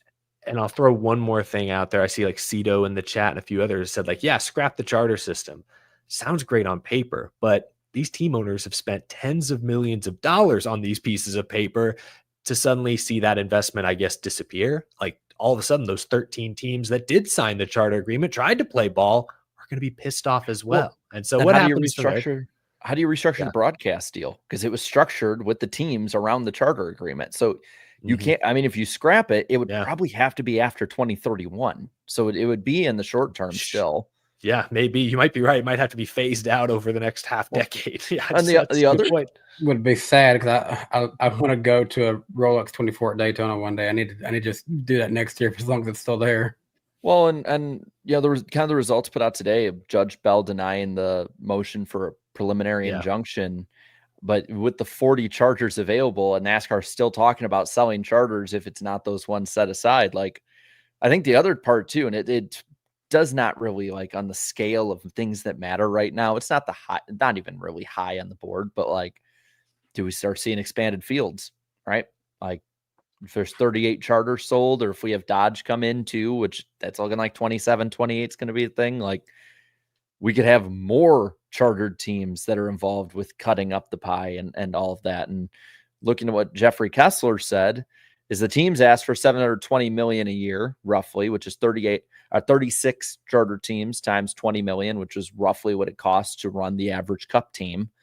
And instead got 430 million, which again, is only 430 million, but that's a huge, huge difference that we're seeing with the operations. And then we're talking about a cost cap down the line with all of that. And that's probably going to have to depend on how this charter agreement and how the money with the charters pays out. Does that change with however which way the court goes to? Like there are so many potential things and things we have talked about in the pipeline that all depend on what's more than likely coming to a head in 89 days. Yeah, going to be interesting for sure. For sure. A lot of stuff's going to come out if they do not settle ahead of time. But that's the off-track headlines mostly. Yeah. Well, there's a little bit off track. It's just not NASCAR stuff because we got to be a little bit reckless a little bit right now, guys. A little bit of reckless speculation for some silly season type stuff that might be happening this year. Spire might be looking for some options to replace Justin Haley in the 7 car next year. Yeah, so this report comes from Jordan Bianchi. Originally reported that Haley was on the hot seat. This was a couple months ago. His latest report still says, yeah, Haley could be on the hot seat, and that Spire is eyeing Ricky Stenhouse Jr. and Daniel Suarez. Not necessarily in that order, but maybe in that order. Because I think if I were to power rank Stenhouse, Suarez, and Haley in terms of skill, talent, I'd probably rank them in that order. Although I think Haley and Suarez are interchangeable. I think Stenhouse is better, has more talent than Suarez and Haley. I think he's veteran. He's 2-time Xfinity champ. The Recce Spinhouse days were a half decade plus ago. I think he's grown from that quite a bit. I mean, he was top 20 in points most of this year until kind of a recent slide. I think Ricky Stenhouse Jr. might actually be an upgrade at Spire if they could get him, but they'd have to get him out of his Hayek deal that he signed last season. So it gets complicated. If he's not available, the debate becomes Haley or Suarez. Said he's there through 26. He said, I'll be, what did he say? Let me pull it up. I'm going to pull up the exact quote. Give me a second. Keep going. Because he said something along the lines of, I'll be wherever they want me, which tells me that, like, hey, here, let me paint a picture for you. Hayek Motorsports, they lost Kroger, right? In the offseason, huge sponsor. Say Stenhouse gets approached by Spire. Hey, we'd like to buy you out. Maybe Hayek would say, we'll just release you. We'll let you go. If that means we can get Daniel Suarez, who will bring with him freeway insurance and Kubota tractors and Coca-Cola. Suarez brings sponsorship. Maybe Hayek, who needs the cash, would be like, yeah, we'll take a guy with some funding, even if it means losing Stenhouse. Stenhouse, go to Spire. We'll let you go. Stenhouse It's a win-win for go both of us. Dream even, you know. Thing is with Suarez though, it's like I don't know how much of that funding comes with him. So I know there's I don't also know. been Yeah. rumblings of like freeway insurance going to Call League with Ty Dillon has been one of them, where that would be the added sponsorship there. I'll be honest, I would want Stenhouse in the 7. I think he is a level up over Justin Haley right now. I don't think Suarez is. Suarez is roughly around the same spot in points, and that's with Haley having a gutted pit crew, team, crew chief. Like everything has been gutted around that 7 car this year. And Justin Haley still is roughly around Suarez, who has a much better infrastructure. This may not be what people want to hear, but I wonder with Haley's relationship with Spire right now and his previous relationship with Colleague, and Colleague's going to get some Truck Series assets from Spire, would Justin Haley be a perfect candidate to help build that 5-truck Ram team? Honestly, maybe. I'd like to see that. I think he'd be very competitive. I found the quote. Stenhouse said, I'm here with Hayek through 2026, quote, unless they tell me otherwise. So, I mean, they Even could have tell the him, door open. you're free to go. We found a guy with more sponsorship. If you want to go to Spire, be our guest. We'll miss you. Like I think it's maybe a long shot, but it's being reported as a possibility, so it's worth talking about. I do agree that Stenhouse would be a slight upgrade at Spire. I don't think it makes them a playoff team necessarily, but it makes them. I think it'll bring that 7 car closer to where the 77 has run this year, which would be a step up. Or at least a 71 at least, because I guess 77 I think in median running, but like the 77 has so many spikes up and runs up front. Michael McDowell has too, not to the same extent. And then just that 7 team is just lagging behind. Is I kind of feel bad for him though, because he was set up with a great pit crew. I agree. Rodney Childers with the infrastructure around him, and he's roughly ran where Corey LaJoie did last year. While You the rest can't of the say team that they is run didn't for try wins. to make him work. No, they totally did. I like the guy too. Like I want to see him succeed, but it's just at some point you got to pull the plug if if the performance isn't there on the grounds that you give him a good opportunity. I honestly want to see him another year there to see if stability can have him run better. Here I was thinking that Justin Haley, since he won that race back in 2019. Here I am thinking he must be old, probably perfect to go back down, just be a lifer in a lower series. No, dude's younger than we are. He's 26 years old. Yeah, he's still very young. Yeah, and that's my thing is like I agree with basically everything Jarrett said. I guess I don't have much else to add. Like I'd like to see Haley get a longer runway in that car because he's dealt with so much turnover this year. But the thing working against Justin Haley, and I like Justin Haley, I think he's a nice guy when we've talked to him. He's probably the least impressionable driver in the Cup Series garage. Like he does not have a big personality, not a lot of flashy moments. Daytona, I guess a couple weeks ago, he was in the mix on the last lap as well as basically everybody was. But say what you will about Daniel Suarez, big personality. We talk about him a lot. Ricky Stenhouse Jr., for better or worse. I mean, he's got a couple Xfinity championship trophies under his belt. Like and piss him off, he comes to punch. Exactly. He'll SpongeBob shorts and all. Like he is ready to rock and roll. That's the problem with Haley. We are in kind of an entertainment business, and he's not a big brand that people recognize and have strong opinions on. Stenhouse, people do. Suarez, people do. So if you're looking to drive enthusiasm, build your brand, which maybe Spire is, that's what's possibly working against a Justin Haley, unfortunately. Not saying it's fair. It's, sport should come first, but we all know that's not always the case in NASCAR. You're talking about those guys up front at Daytona. There's another team that's actually kind of in the silly season side of it with Haas. I think Door Bumper Clear had brought up that that Haas Legacy Motor Club merger is pretty much out the window. It ain't happening. And as quickly as it became a rumor, it's no longer a rumor. Well, and that Haas, another rumor came in its place is that like Haas could be switching to Chevrolet next year, which if that happens, well, I like it for them too. I wouldn't be surprised if they have some kind of alliance with Hendrick again. But like, what happens to Ford's Xfinity program at that point if it happens? Yeah, like, do they stay there a year or? What I think I've heard rumblings of, and I've already put a prediction in. I think there's a lot behind the scenes moving that Ford might want Penske to get back into the O'Reilly series. Yeah, because like I think they have, Ryan Sieg's team, but that's it. Like there's no real Ford team.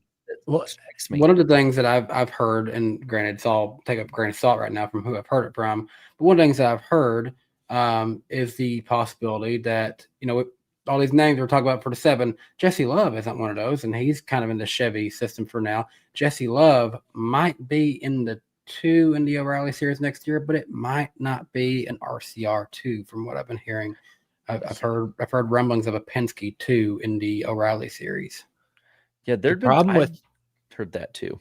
Yeah, the problem with Sieg's team is, if I'm not mistaken, aren't they somewhat reliant on Haas for equipment? So if you get rid of Haas, I don't know. I guess you're stuffed with AM Racing. So Ford would need someone. Do they throw money to Penske and get them back in the Xfinity or the O'Reilly series? Maybe that's the answer. But also look around, at least in the O'Reilly Auto Parts series, Ford does not have any development drivers. I don't really count Sam Mayer and Sheldon Creed. They're not Ford guys. They're there because they need a competitive seat and they both have some money attached. Like, they're not Ford projects. I mean, Mayer was a Chevy guy up until the last minute. So I don't know who Ford has that they would be itching to put in an O'Reilly or Xfinity series seat. But if they have some people in mind, they need to maintain a competitive presence in that series, and reintroducing Penske or someone else's would be the only answer. It would be tough. I mean, a couple of years ago, didn't they literally have like one Haas car and one Penske car, and that was basically it for a season in Xfinity, like a few years ago? So they've dealt with this issue for a while now. So I'm sure they'll figure out a way. I guess we'll have to see how it goes. Penske, obviously, I think would be probably the best. Just the money behind them, they would immediately compete like they did with Hendrick and others. Yeah, but they need to be developing again, because we don't know what the pipeline looks like for them in the long run anymore. There's been the talk of them, scooping up Carson Quapple, so that he'd probably run one of those cars if they have multiple. But like with Tim Cindric no longer being in Penske, we don't know if Austin Cindric is guaranteed there for a long time. That 2 car has been cheeks for a little too long, I think, for Roger's liking. And the other problem, car that's been the longest one they've had. Well, the other problem is Dodge is coming in, and they're going to get some teams. They're going to get some prospects, and it's going to be that much harder to establish Ford probably in the Xfinity series outside of, the teams they have now. And if Penske has 1 or 2 or 3 cars, I would say I don't see Penske leaving Ford, especially after they've won 3 championships in a row with the next gen car. But at the same time, they won a championship with Dodgers last year. So that means something. I almost dropped my phone. Well, that was, I think, kind of covered. That was just fun. Should we have more fun? I love being reckless. I like that we're having fun. It's only 8:30, or not even 8:30. It is fun. This is fun. We're having fun. So what should we go on into predictions? Yep, the accountability segment. Each week, each host will make 2 NASCAR, motorsports, or show-related predictions. Predictions are kept track each week in our accountability session, and we got to keep these predictions relatively concise and within a few years. Long pause. Oh, maybe he froze. I didn't know if Garrett was picking up on this. Oh, yeah, I got it. I know we lost you. So Danny got 2 off the board here. Not good, though. Jesse Love would win at least 3 races by the end of the regular season. I believe he only has 1, correct? Yeah. And then our 3 football teams, Tennessee, Notre Dame, and Texas, would finish the week 1 at a 2-1 record. And me and Eric's teams decided to switch that. We were dookie. Eric said we will get our 8th different next gen Darlington winner. And then Chase Briscoe said, hold my beer. Yeah, wow. Good for him. And I said SVG would be 13th or worse, leaving Darlington in the points. Almost. 3-point difference. He was like 13th with like 10 laps to go. I was like, yes. Almost. No. Man, So, rough week for us. Yeah, after we all had been pretty good the last couple. So Danny's leading still at 37.5, Eric at 34.24, and me at 32.81. And all time, I'm still leading 38.46 over Danny B's 33.33333, completely repeating and going to be looped, and Eric at 32.58. So that means Danny leads us off this week. All right. Did you guys see this week something about apparently Hendrick bought the old Alan Kulwicki shop? Did you guys see that? Aren't they making it aren't they making it like a luxury car dealership or something? Something like that. That's interesting. Another thing, that building used to be owned by Spire, who they have a very close relationship to, a driver who's kind of in the Hendrick Spire pipeline. I don't know if that building will be used for anything else other than the luxury car sale stuff. Maybe it could also be another shop for some secondary programs. But how about this? I'm going to say that Raja Karoof will actually race full-time in the O'Reilly Series for Spire in 2026. Maybe there's more than just Hendrick buying up the old Spire Kulwicki shop. Okay, that's bold. I like it. I'm going to keep now this first one. I'll make this one more broad. I think we mentioned this earlier, but last year, if I recall off the top of my head, there were 3 non-playoff drivers who won playoff races last year. If I recall, it was Chastain, Buescher, and Stenhouse. My prediction this year, after watching Briscoe wax the field, I know the Legacy guys made some noise. It's not going to be the usual. I think only one non-playoff driver will win a playoff race this year. Like that. I'll make this one. I think Corey Heim will at least tie Todd Bodine in career wins in trucks. He has to win 3 of the last 6. I know people say, oh, that's easy, but I think the competition's catching up to Heim. We got Talladega still coming up in a truck series race. And he has not been the one to beat at Phoenix. And, anything can happen to Bristol. I know it might seem chalk or it might seem like a layup. That's fair. It is just yet. I think that one's fair. My second one. Guys, Carson Hocevar bought a new car. Yes. I saw that. He found it for me because I posted it to Twitter. And he told me later in a DM that he apparently bought that thing the very day that I put it up when he saw it because everyone was tagging him. He just kept it on a down low for a while. He's been hanging out at Whistling Diesel, so who knows what they're going to do to that car that was from down the road in Brentwood, Tennessee. But it's a beautiful car if you haven't seen it. So he's now got a collection started. He bought the Dale truck earlier this year. Now he's bought the 28 Gray Ghost. I'm going to say it. Carson Hocevar will buy yet another street legal NASCAR type car off of Facebook Marketplace before the end of 2025. Oh, that is Christmas present to himself. But his collection will go to 3 before the end of the year. That is pretty bold. He only has 2 hands. Not can't drive all 3. My final prediction.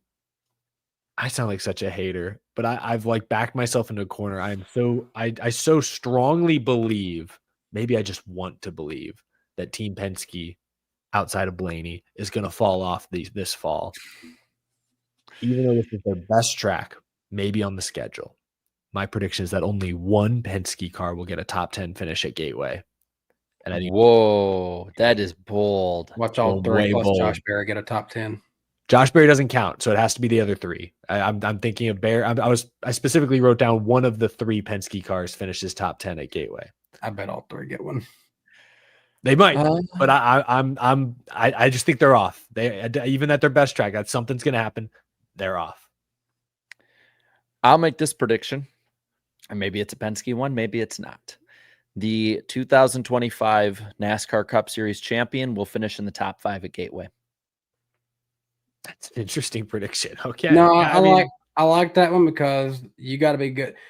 Whoever's good at this one and whoever's good at New Hampshire, yeah. watch for them because they'll be a threat at Phoenix. These are the warm ups to the championship race. But, I mean, we yeah, could you're see right. something. We could see something like what happened with Cindric winning, where Blaney runs out of gas on the last lap, and Blaney ends up winning the championship. Or, watch they finish sixth just to spite me.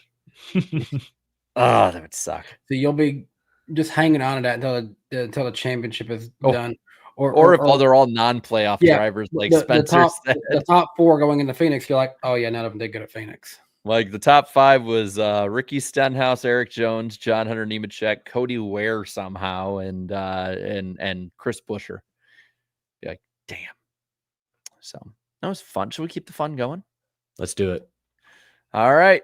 Say bye to the chat because it's time for chat. Random Driver of the Week. See you in a minute. So Danny and Eric are in a dead heat still, 28-28. I literally, as I'm hiding the chat, I see someone guess, Justin Haley.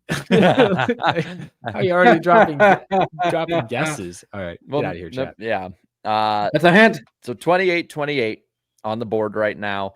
Eric last week tied it up, and he has now 3 of the last 5, unlike the last week where Danny did.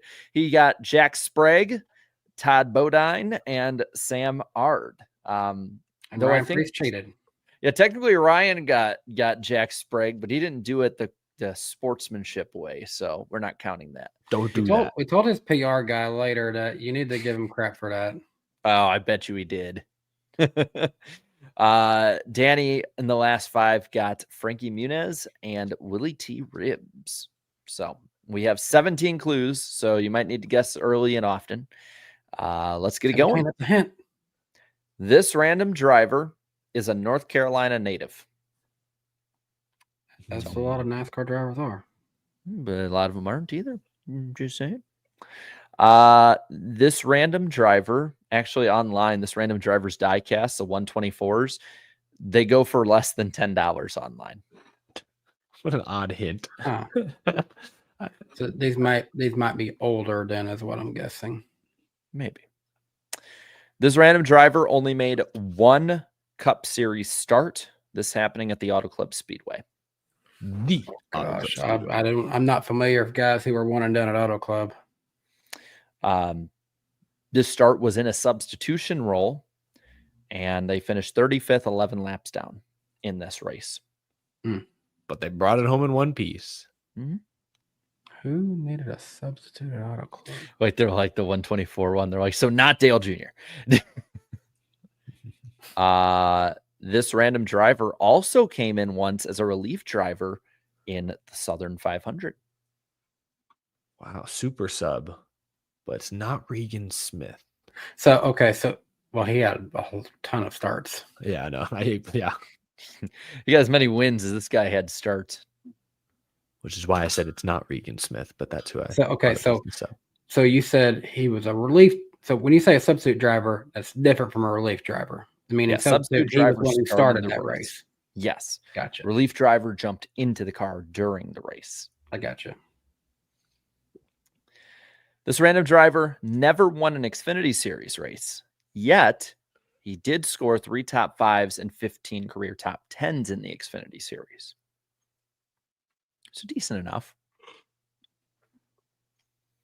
Chad already got it. Oh, man. This random driver made 154 career Xfinity Series starts.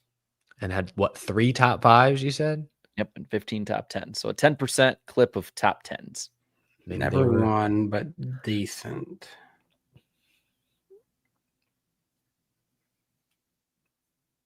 Trying to make all these ones that are like for review show, and it won't let me. This random driver once, according to this person about to say, beat Michael Waltrip in a fight, or more of a shoving match than anything.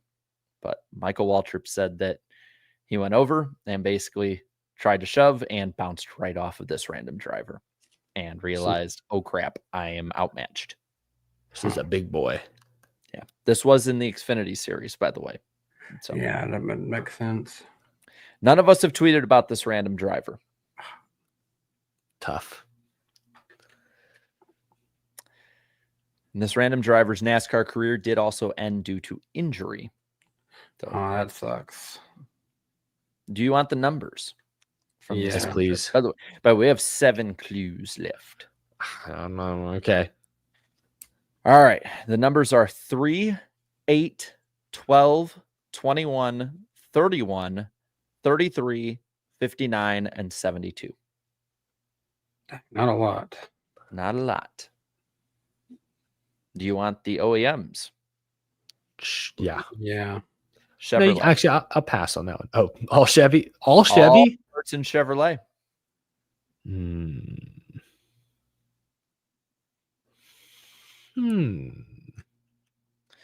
This random driver was active between 1993 and 2001. Oh, I have a guess, but we already never mind. I think we already did this guy, so it's not him.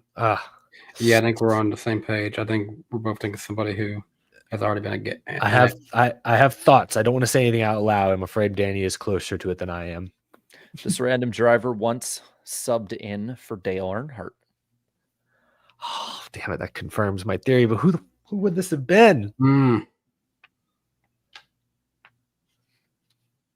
gonna wait for a second, see if you guys can figure it out. Let the tension build. You have a sound effect for tension? Maybe this one.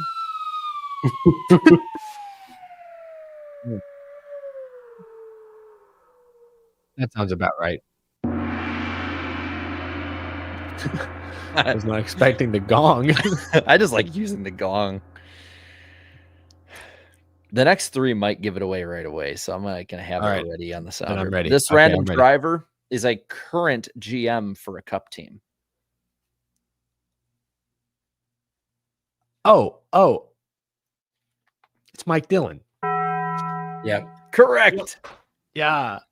I was over here the whole last 3 clues. I was like, it's RCR. It's Ahmed at RCR. And then I was like, yeah, there you go. That one gave it away. The last 2 were going to be that his son's racing Cup today. Okay. And then listing off the stats. So I'll admit I know almost nothing about his driving career, but when I really don't listed, either. like when you There wasn't listed much to 3, find. 31, 33, I'm like, and Chevy, I'm like, okay, it's gotta be something. And then Look Earnhardt, out. I'm like, all right, gotta be RCR. Yeah. Cool. I think for a second, were we both thinking Kerry Earnhardt for a second, but we knew he had been done before. Yeah, We haven't I done also Kerry, have thought. we? I thought Yeah, we have. did. We I think did. I got thought- that one. Damn, I I have the list. also thought Mike Skinner briefly, but because I wasn't sure. He actually how came in extent- relief for Mike Skinner before. Oh, interesting. So, which what was his Cup? The substitute and the fill-in. I believe. Gotta remember correctly. I believe the Chat, substitute. check back up. But chat might know better. Just think I didn't actually look who he subbed in for because I was like, I know whatever I say is going to give it away. But I believe the one he started at Auto Club was for Mike Skinner. I want to say he was the one that jumped in for Dale Earnhardt, but I could be wrong. Like I said, because sometimes I don't want to know as many details, so I don't give it away. Because if you guys ask me a question I genuinely don't know, I'm not giving shit away. I'll take it back out front. There's I this need it. picture of him though, in the GM Goodwrench setup, like the fire suit and the hat, and it genuinely looks like it's just Ty Dillon with a Photoshop, like Wow. spitting image. It was Earnhardt, yeah, it was. But yeah, so Kerry finally took the lead back. well, that's the first time in like 2 or 3 months we've had 2 in a row from somebody because it's been back and forth for like the last month or 2. I'm on a hot streak. Can't slow me down. 2 in a row. All right, so I think that's It's a streak. that just leads to get to Gateway to St. Louis. Indeed, it does. Couple of weekend notes to pass along for everybody. Daniel Hemrick will be running the number 11 College Xfinity car this weekend. And Corey Day will be racing the number 17 Hendrick Xfinity Series car. And Eric Almirola will be running the number 19 JGR Xfinity Series car. Cup Series race, as it always has been since it started, is the Enjoy Illinois 300.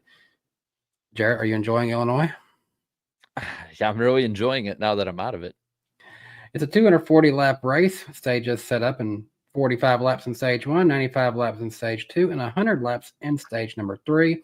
This race is scheduled to start at 3 o'clock p.m. Eastern Time. You can catch it on USA and the NBC Sports app. You can also listen to it on MRN and the Sirius XM radio. Weather for this weekend, very, very amazing. Enjoy this longest false fall ever we're having, folks. Sunday, it'll be 75 degrees, mostly sunny, and a 3% chance of rain. The defending winner of this race is Austin Cindric. I can't wait to hear how you react to the name of the Xfinity race. The Xfinity Series race is the New Way 200 sauced by Blues Hog. It's a 160-lap race. The stages broke up, 35 laps in stage 1 and 2 and 90 laps in stage number 3. This race is scheduled to start at 7:30 p.m. Eastern Time, which means it'll be going under the lights at some point, I would believe, and Gateway does have lights. You can watch this race on the CW and listen to it on MRN and the Sirius XM radio. Once again, Saturday's weather is 76 degrees, mostly sunny, and a 5% chance of rain. The defending winner of this race back in 2010 was Brad Keselowski. So the question I have, because it's happened in the trucks, it's happened when I was there for the Cup race, will those lights and the power stay on? That could have been a bold prediction one of us could have made. Oh, I just thought of what one of my predictions should have been. Will NBC catch the giant pyro explosion live? On strike. Or will it be a replay like Fox always threw it up on? Oh, damn it. I should have made that one. Well, I think they've missed it for IndyCar too, haven't they? Probably be par for the course. They have for a few, yeah. Damn, man, we're no matter the case, Hogs will be sauced at Gateway this weekend. Now, going into this weekend, pick points. Jarrett is the leader, 437 points. He's starting to get a little comfortable out there as we get closer towards the end of the season. Chat is second, minus 16. Eric is third, minus 25. And sitting alone in the basement is me, minus 37.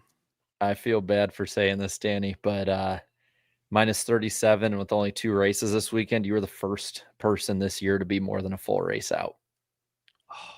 A full weekend out. Like so I gotta maximize my number 1 pick this weekend as good as possible. Yeah, you gotta lock in on the Xfinity Series pick. I like who I'm going with. Who are you going with? For the Xfinity Series race, I'm going Connor Sellish. Kept me in suspense for that. The 88 car is just too good right now. Give me Eric Almirola. Damn it.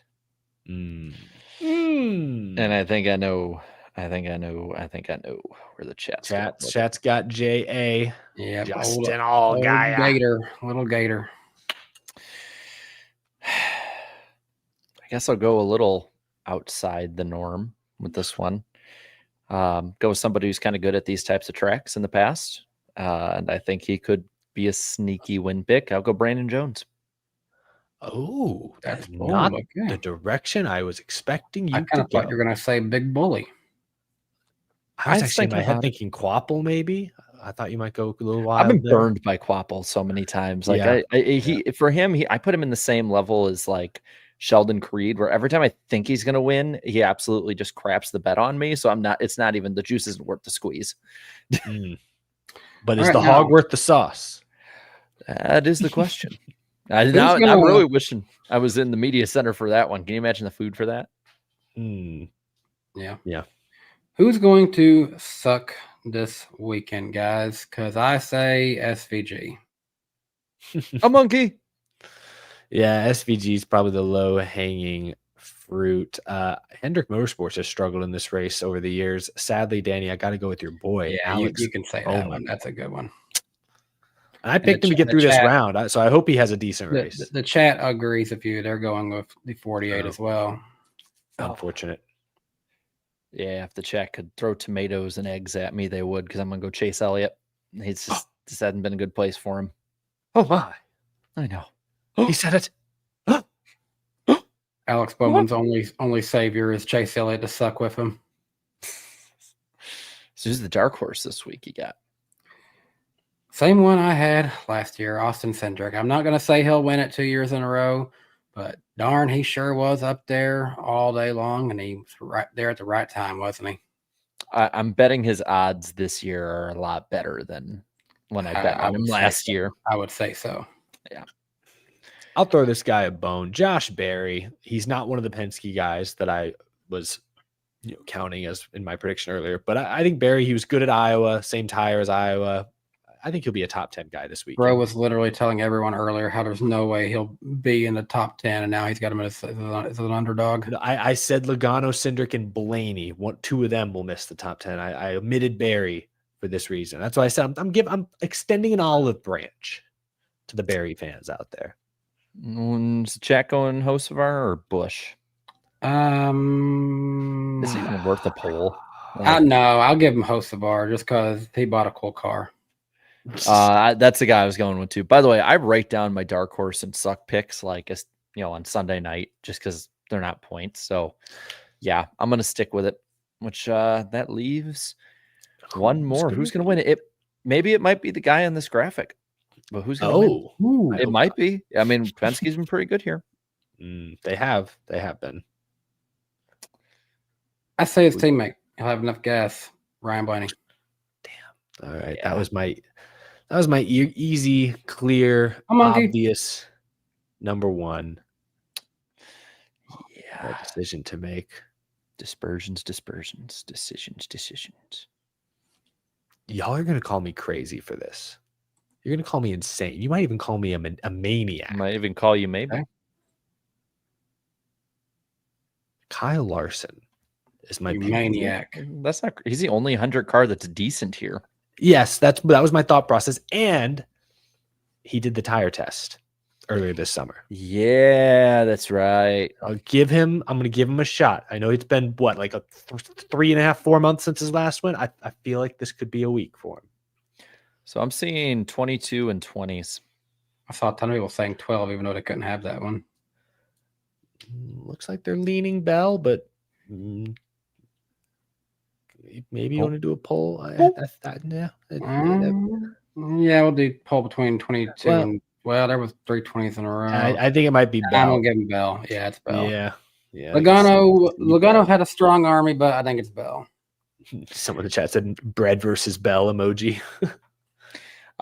Then I'll go with the guy who has been the most consistent driver here, Austin Cindric. Wow, fair enough. I just need top. Hey man, he won me over $1,000 last year. Hey, I got to respect it. Forever in his debt.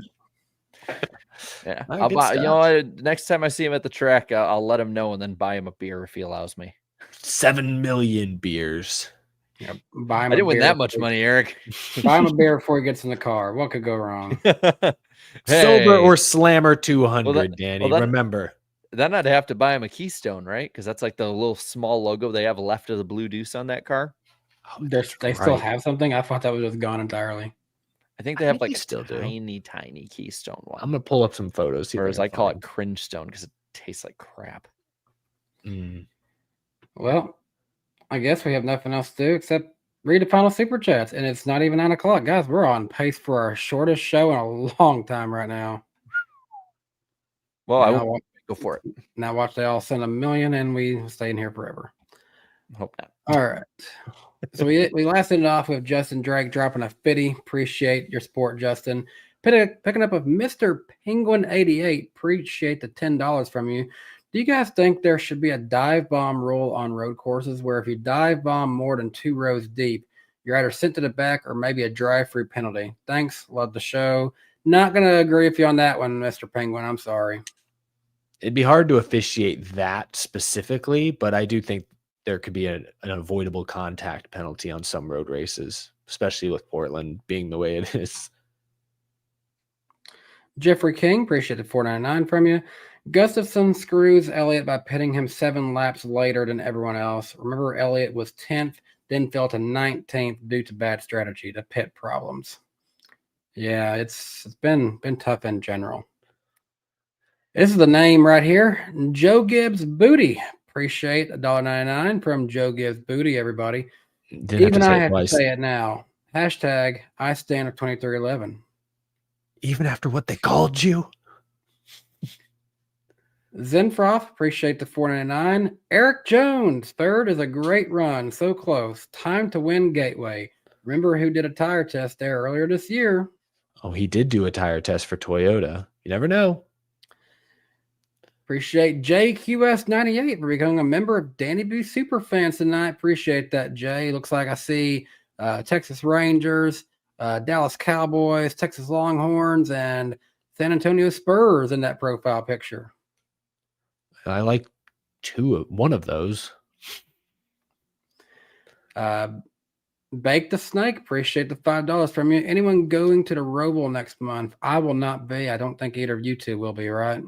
Nope, will not be there. Chat, put a little hand emoji. Raise your hand if you're going to be at the Roval. See if anyone's going. J-Man 1788, appreciate it, 99 from you. I can't be the only one that is about to cut out NASCAR content except for races. It's gotten so toxic online /podcast. I am to the point where I'll just watch the race and enjoy it for what it is. Well, I hate to hear that. I hope you don't think that we're one of the toxic ones. I don't think so, since you're still here and donating to us.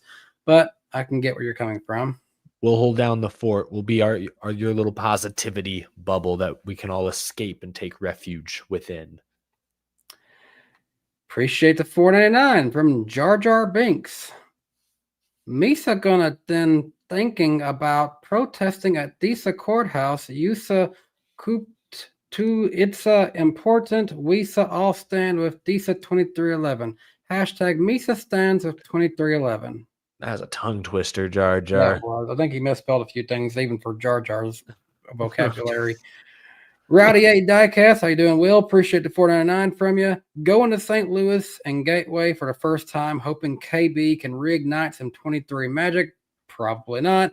In parentheses, he says, any recommendations y'all have for attending Worldwide Technology Raceway? Don't expect to use your phone. Yeah, no, the reception's awful. Which is ironic for a track that has technology in the name. I'd say they'll get there early because honestly, the runway underneath the grandstands is actually pretty fun. Like the amount of stuff they have all the way down the front stretch, there's a lot of stuff to do. At least when I was there last. Do go see the arch while you're there and do that. Try St. Louis barbecue. The place I tried it, I didn't care for it. It wasn't that good. Maybe I need to give it another shot one day. But yeah, that's some stuff I'd say to do. I don't know if the St. Louis Cardinals have a game or anything, but if you got some extra time, maybe see if they're playing by chance. You want a team that's won a World Series in the last 10 years. D Toyota 8888, appreciate $4.99 from you. NASCAR time. Do you see other teams joining the lawsuit or at least show support for 2311/FRM? We know Spire has doubts about NASCAR leadership. I think that just all depends on how this goes. Why would they want to risk anything right now? Yeah, I think a lot of them are probably comfortable sitting from the sidelines. Yeah, what we saw from Spire will probably be the most. Do you think there's a chance someone like a Richard Childress gets called to the stand to I would love it. I'm a blue collar team owner. Cross-examined in the courthouse. I don't know. That could be interesting. I would love it. Absolutely. I mean, he would say something, and you know what meme would go viral? It'd be the meme of that like half bald dude that says tragic. The worst person you know is made a good point and is right. Like people will be putting that all over the place, and then add a blue collar to him. I want to see like the courtroom sketches of like Michael Jordan pointing at Richard Childress all dramatically, you know. He's pointing back. Yeah. Courtroom sketch of Denny Hamlin just sitting there like this. Yeah. Probably on his phone. Well, he wouldn't be allowed to have his phone in there, would he? This whole thing has just been so weird. You never know. Urban Alvarado, appreciate the $4.99 from you. Chat. Reston Pepperoni, Stream East. You're a good illegal pirate site. Not supposed to be saying that. Yo-ho. For all sports, salute it to our hero plays. Didn't I say something on Twitter that they said that they're not shut down? I'm a little confused by all that. Well, the Fox side of it, they did an extension, yeah, for the YouTube TV. No. This was about the Stream East Stream thing. East. Yeah. Oh that no, was Stream East separate. just comes back with a different domain every time. So Oh, like well. you just find someone finds it and You- puts it out you- there. You keep following it. It's Yes. like the Simpsons meme Deadheads. where the guy gets kicked out of the bar and then he's right there behind them. Yes, yeah, that is exactly right. Barney. Andrew Swaney, appreciate the $5 from you. Do you wish that both races at Darlington were throwbacks? I like that some trucks did throwbacks. I wouldn't be opposed if teams just wanted to run a throwback at both races. They can even run the same throwback they did earlier, in my opinion. Yeah. Lord Voldemort. Wonder where this is going to go. Appreciate the $1.99. Oh, actually, not that direction. We need to Legafin some need more 500 milers. What were you trying to say, Lord Lengthen. Is that a Voldemort? spell? I think you meant lengthen. We need to lengthen some. We need to lengthen. Oh, in terms of the how long races are, we need to lengthen. Some need 500 more miles, or more 500 milers. What he said. That's a little confusing, Lord Voldemort. K Pro, appreciate the $1.99. We need stages that doesn't bring cautions. We tried it in road courses. Some liked it, but I guess NASCAR didn't in the end. Bobby Blair, appreciate the $4.99 from you. Seeing Briscoe celebrate with his kid after what him and his wife went through in 2020 was so heartwarming. He's been a great signing replacing MTJ. Yep, I would agree. We lost Eric. Bye, Eric. Isaac, appreciate the $1.99 from you. Actually got a pick with Zillish on Saturday. So cool. That's awesome, Isaac. Glad you got to meet him. Justin Drake, once again, very generous. He's got the #1 crown this week so far. Appreciate the $19.99 from you, Justin. St. Louis, the sports city. So crap and full of Winchester cases that even their hockey team is the Blues. They've lost multiple NFL teams and an NBA team, and not even NASCAR wants to be in the same state. That's true. They're over in Illinois. Santa Claus, appreciate the $1.99 from you. The entrance code to North Pole is hashtag I stand of 2311. They're creative. I'll give them that. Oh, actually, my thing reset on me. I went a little too far. That was like one of the more recent ones. Hold on, I gotta go way back. This thing messed up on me bad. If you see me leave the chat for moments, because I'm having like a sneeze attack. I don't know what got into my face in the last 5 minutes, but like I've sneezed like 6 times in the last 2 minutes. The dust. Somebody help. Okay, actually pick it up where we were. Liam Griffin, appreciate the $5 from you. Not saying New Hampshire next weekend will see rain, but I'll be there, and every time I've gone, there's been rain. 2022, 2023, and 2024. Well, Liam, if you go to New Hampshire next weekend, it's okay if you see rain because they won't be racing there next weekend. They'll be at Bristol Motor Speedway. Don't go to Bristol. Stay away. I'll be at Bristol. Will not be in Neyland Stadium. I don't want to watch that mess. Who are they playing that week? Georgia. Oh. Michael Waltrip, appreciate $1.99. Drewski skit needed more Danny Dye face. I mean, in a way, they kind of had Danny Dye face. Oh, well. Isaac V, 24, appreciate the $4.99 from you. Got Dale Jr.'s 2014 Daytona 500 win car at Portland. I now have both his Daytona 500 win cars in 124 scale. Oh, yeah. Woo! Those are good cars. Yeah. I think I have those as well. Those are good ones. Ryan Idius, appreciate the $2 Canadian from you. Speaking of birthdays, today is mine. Happy birthday, Ryan. Happy birthday. Scrapyard 24, appreciate $20 from you. So did anyone else notice this weekend in both the IndyCar and Cup Series races that the 21 car in both events crashed on the opening lap and were driven by drivers who had their first career wins this year? I didn't particularly notice that, but that's an interesting fun fact. Huh. How about that? Winky dink. Matthew Medina, appreciate $1.99. Thoughts on Winston Cup points this year? There's somebody on Twitter who's keeping up of that every week, and it's really close if they were still racing like that. Yeah, I think this tops because I do it for fun too. I always love because I have to explain it's for fun. I think it's like the top 7 are within a race, and like the top 5 are within 100. Yeah. It's a fun thought experiment, nothing more. Speedway Anywhere, good to see you. Appreciate being a member for now 1 month. And he said, my first member chat with the NAS couple, referring to me and Claudia as his NAS couple, as he has donned us. The couple that the couple that travels to NASCAR races, if you will. I like it. It's cool branding. Awesome. Indy Carson 2025. Appreciate the $9.99 from you. Hey, NWP. Iceberg post-race show, please go straight to finishing order instead of talking about boring Zillish and Heim. Larson didn't win, but was the most boring Southern 500 race ever. I'm going to talk about the winner right off the bat first. Didn't we learn last week that Indy Carson is like a textbook Zillich and Heim hater for some reason? He dislikes Zillish, he dislikes Heim, and he dislikes Larson. Those are so he dislikes greatness. Wow. I'm just like this guy. Yeah. Shorty PJM, appreciate the $5.14. Very specific. Being from South Carolina, my and my twins' first time in person, we got awestruck. Can't believe I got to see Bubba legit look right at his figure on pit road. That's cool. So this is their first race that they went to? I feel like they've gone to a race before, but I think they have their first time at Darlington, I think. Maybe first time at either a Darlington special, but that's awesome. Very exciting. Indy Carson, appreciate another $9.99 from you. I don't trust James Small at all since he failed Truex. Until NASCAR fixes his car, December lawsuit is over. No stages and playoff eliminations. They've lost me. Glad Truex isn't racing this junk car. Bobby Blair, appreciate $1.99. He simply said, fun. I like that.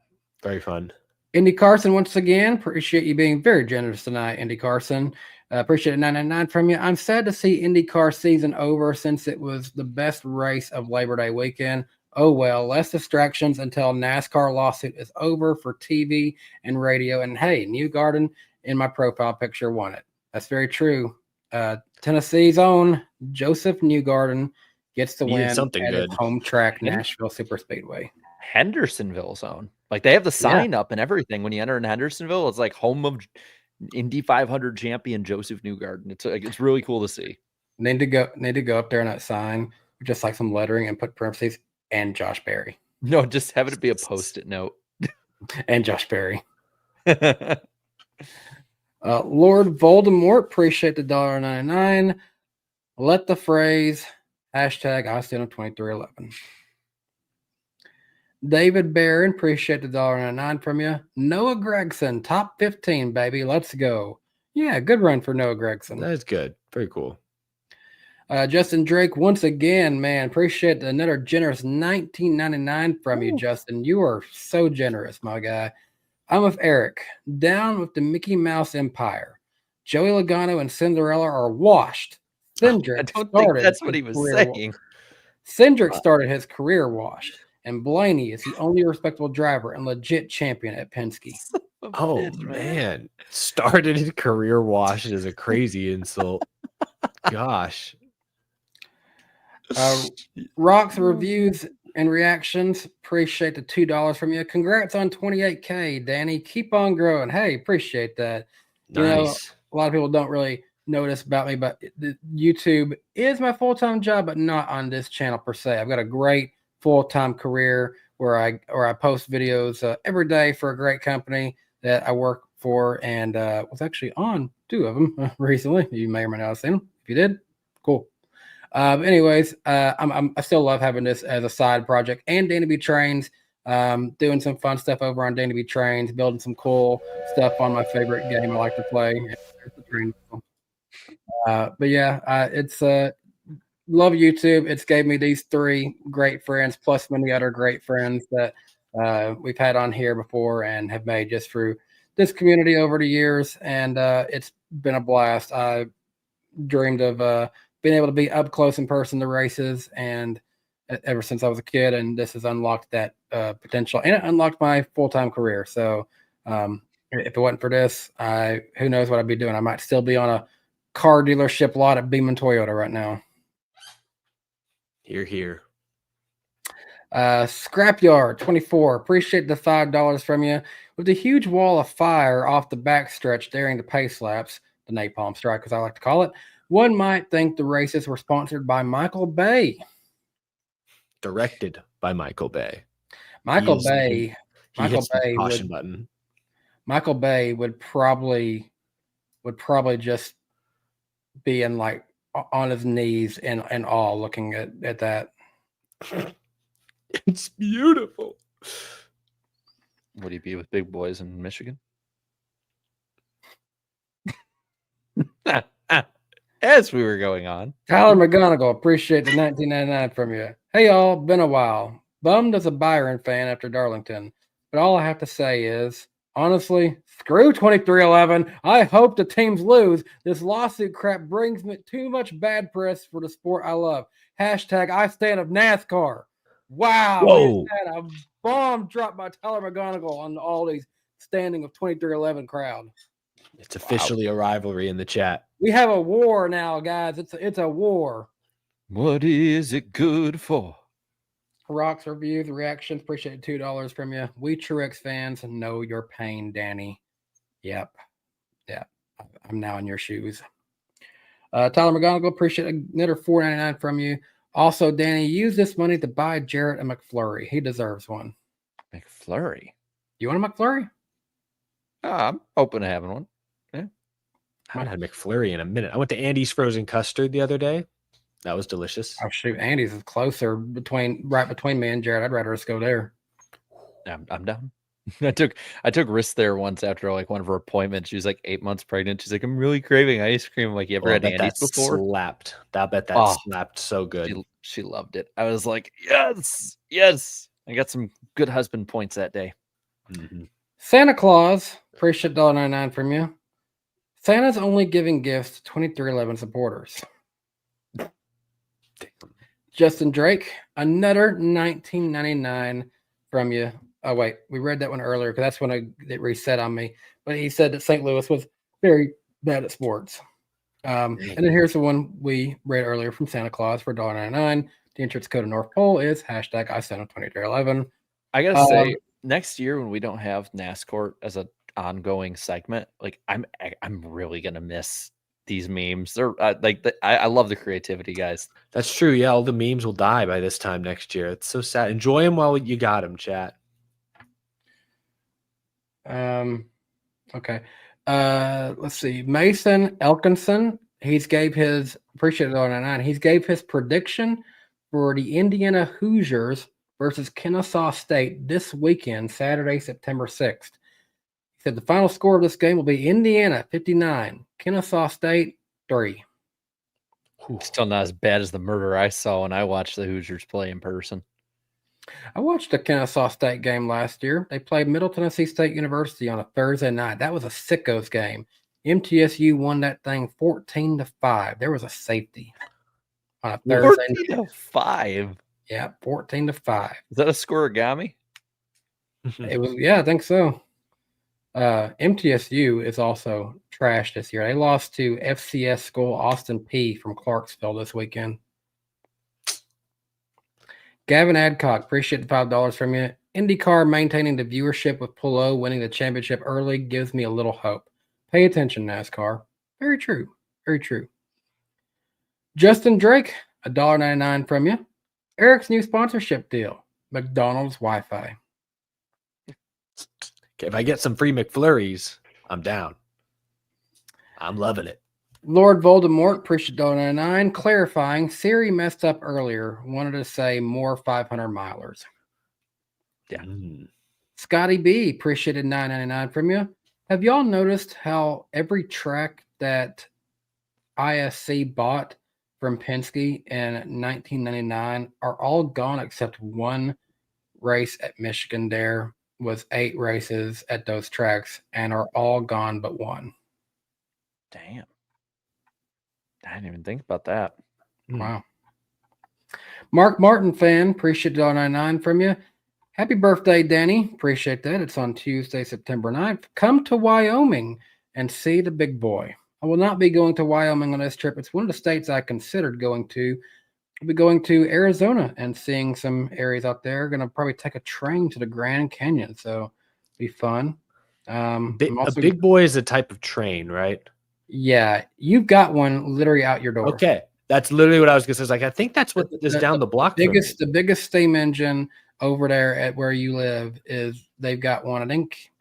See, they still have one that runs. It's called 4014 that Union Pacific runs on a little tour across the U.S. That one might be 4012 or 4013. It's one of the closer numbers to it. See if I took a photo of it when I was there.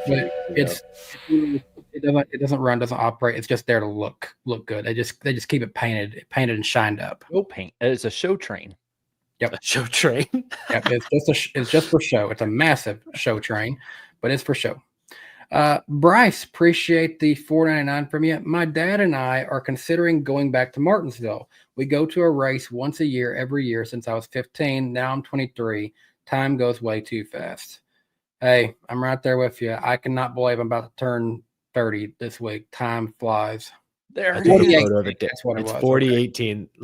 It's me with the big boy. Yeah. And that's its diesel sister. I forget what that one's called, but it was also the biggest diesel engine it ever made. Like Centennial or something. I forget what it's called. I went on the tour. So it's here in Frisco, Texas. It's not too far from where I live. And so I took the tour a few weeks ago, and they were trying to explain it to me. So I heard big boy, and I thought, I know that. I've heard that before. I should be the one who lives where Eric does, because he can look out his window and see old trains. He's got a BNSF train line. Trains run behind his place all day long. Yep. Collecting gravel and shit. They feed him gravel. Matthew Allen, appreciate the $5 Australian from you. If Spire can get Suarez and Stenhouse, they should replace McDowell and Haley. I'm going to disagree on McDowell for now. McDowell supremacy. Justin Drake, once again, appreciate $9.99 from you. It's a weekly crown, Danny, but if it helps you guys keep making content and get the chance to go to more races, I'm happy to help support the show. We appreciate that, Justin. Thank you. Very kind. And once again, you never have to do that. Make sure never want to see anyone put themselves in a bind to support us, but we appreciate the support. Lord Voldemort, appreciate the $1.99 from you. Danny, keep up the great work. Hashtag I stand at 2311. Appreciate that, Lord Voldemort. Scotty B, appreciate another $9.99 from you. That was 2 at Michigan, 2 at Nazareth, 2 at Rockingham, and 2 at California Speedway. The only one left is Michigan, and that's sad. That's sad. Elijah, appreciate the $2 from you. His prediction for West Virginia versus Ohio University, not Ohio State, just Ohio. He has Ohio beating West Virginia 30-27 this weekend. I think they're a bit upset. What an oddly specific prediction to make on a NASCAR show, but I'm intrigued. Bruce Morgan, been a while, my friend. Appreciate the $1.99 from you, Bruce. If strategy matters, Elliott is screwed. Yeah. I love how resigned that comment was. Just, where's that? Jared, play that that slide whistle sound. This is that guy leaving that comment. We are screwed. Okay, I forgot. And one final super chat for tonight. It's Zach Troll. Appreciate the $5 from you. Got to set up another TV in the living room now. Got to be sure to watch football and NASCAR. Go Birds. I wonder what birds he's talking to. I'd have to check. I'd have to check in one of the chats. I don't know. Eagles, maybe? It's probably tomorrow. Cowboys, Eagles, Thursday night. And one more. Tyler McGonigal, appreciate the $4.99 from you. Didn't want to leave you out, Eric. Here's some McFlurry money for you. Maybe ask them to upgrade their Wi-Fi while you're at it. A sweet treat. Thank you. Thank you, That's Tyler. a good one to end on. Guys, we'll be Chat, what should I mix in there? M&Ms, Oh, Oreos. Never mind. NWP Pick Monkey, appreciate the $10 from you. The monkey says Titans suck this year, probably. Vikings are good, not great. Texans come up just short. Just short of what? The Super Bowl? Because I'll take that. Just short of the AFC South division because the Colts are probably going to shock us somehow with Daniel The Jones. Colts. Oh my god. With the derp himself. We're going to get too much in the football weeds Oh here. my goodness. I know our audience won't like that. I would say see you next week, but you won't see me next week because I fly back that night. Maybe if I'm stuck in an airport for a while and I've got not McDonald's Wi-Fi, maybe I can hop on for just a second. But we will be on Eric's channel next week, September 10th at 8 p.m. Eastern time. Be there or be square. Danny's going to jump in and win Random Driver of the Week and then peace out on us. I won't allow it this time. I want to pay for the crap Wi-Fi just to win that. It's worth it. That's funny. Oh, man. That was fun. Oh, never mind. Eric Andrade, appreciate the $2 from you. I Show Speed was there in Daytona with Carson Hosfar. Yes, he was. Yes, he was. Zipping around. That was cool. I love just the organic, just sort of casual feel of that whole interaction. I hadn't really kept up with what Speed does anymore until I saw that. I tuned in just for a second while he was still live. In one live stream, that man was at Disney World, Magic Kingdom. He rode with Carson Hosfar. He drove one of the NASCAR Racing Experience cars. I think he even got to play Grand Theft Auto, and they had that going one time. This man is just doing everything in these live streams these days. Got the time and the money. How has he gone from like the domino effect, shooting off a firework in his mom's house, to now doing this? I remember when his nickname for a year was I Show Meat. Yep. Nearly had the biggest mistake of his career, and he rebounded.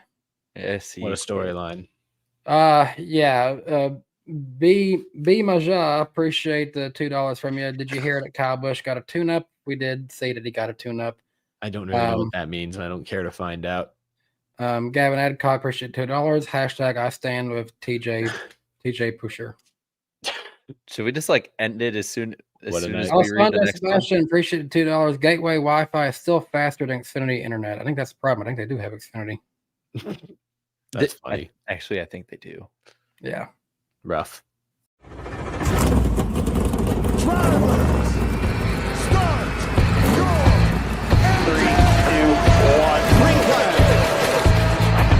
Started off right now. Right on, come on. Get outside. Rewind. Unbelievable. Where you playing? We're going. I like the aggressive. We probably dropped a great car. You can go tell all those guys up there they can suck it. What we're about to do is not a good idea. All good. What is he doing? You've got to be kidding me. Half the pack is flying apart. They're so nice to See you at the line. Oh, pack of cars come piling in as well. Jump. Coming the way. Here low. Come back on him. That one's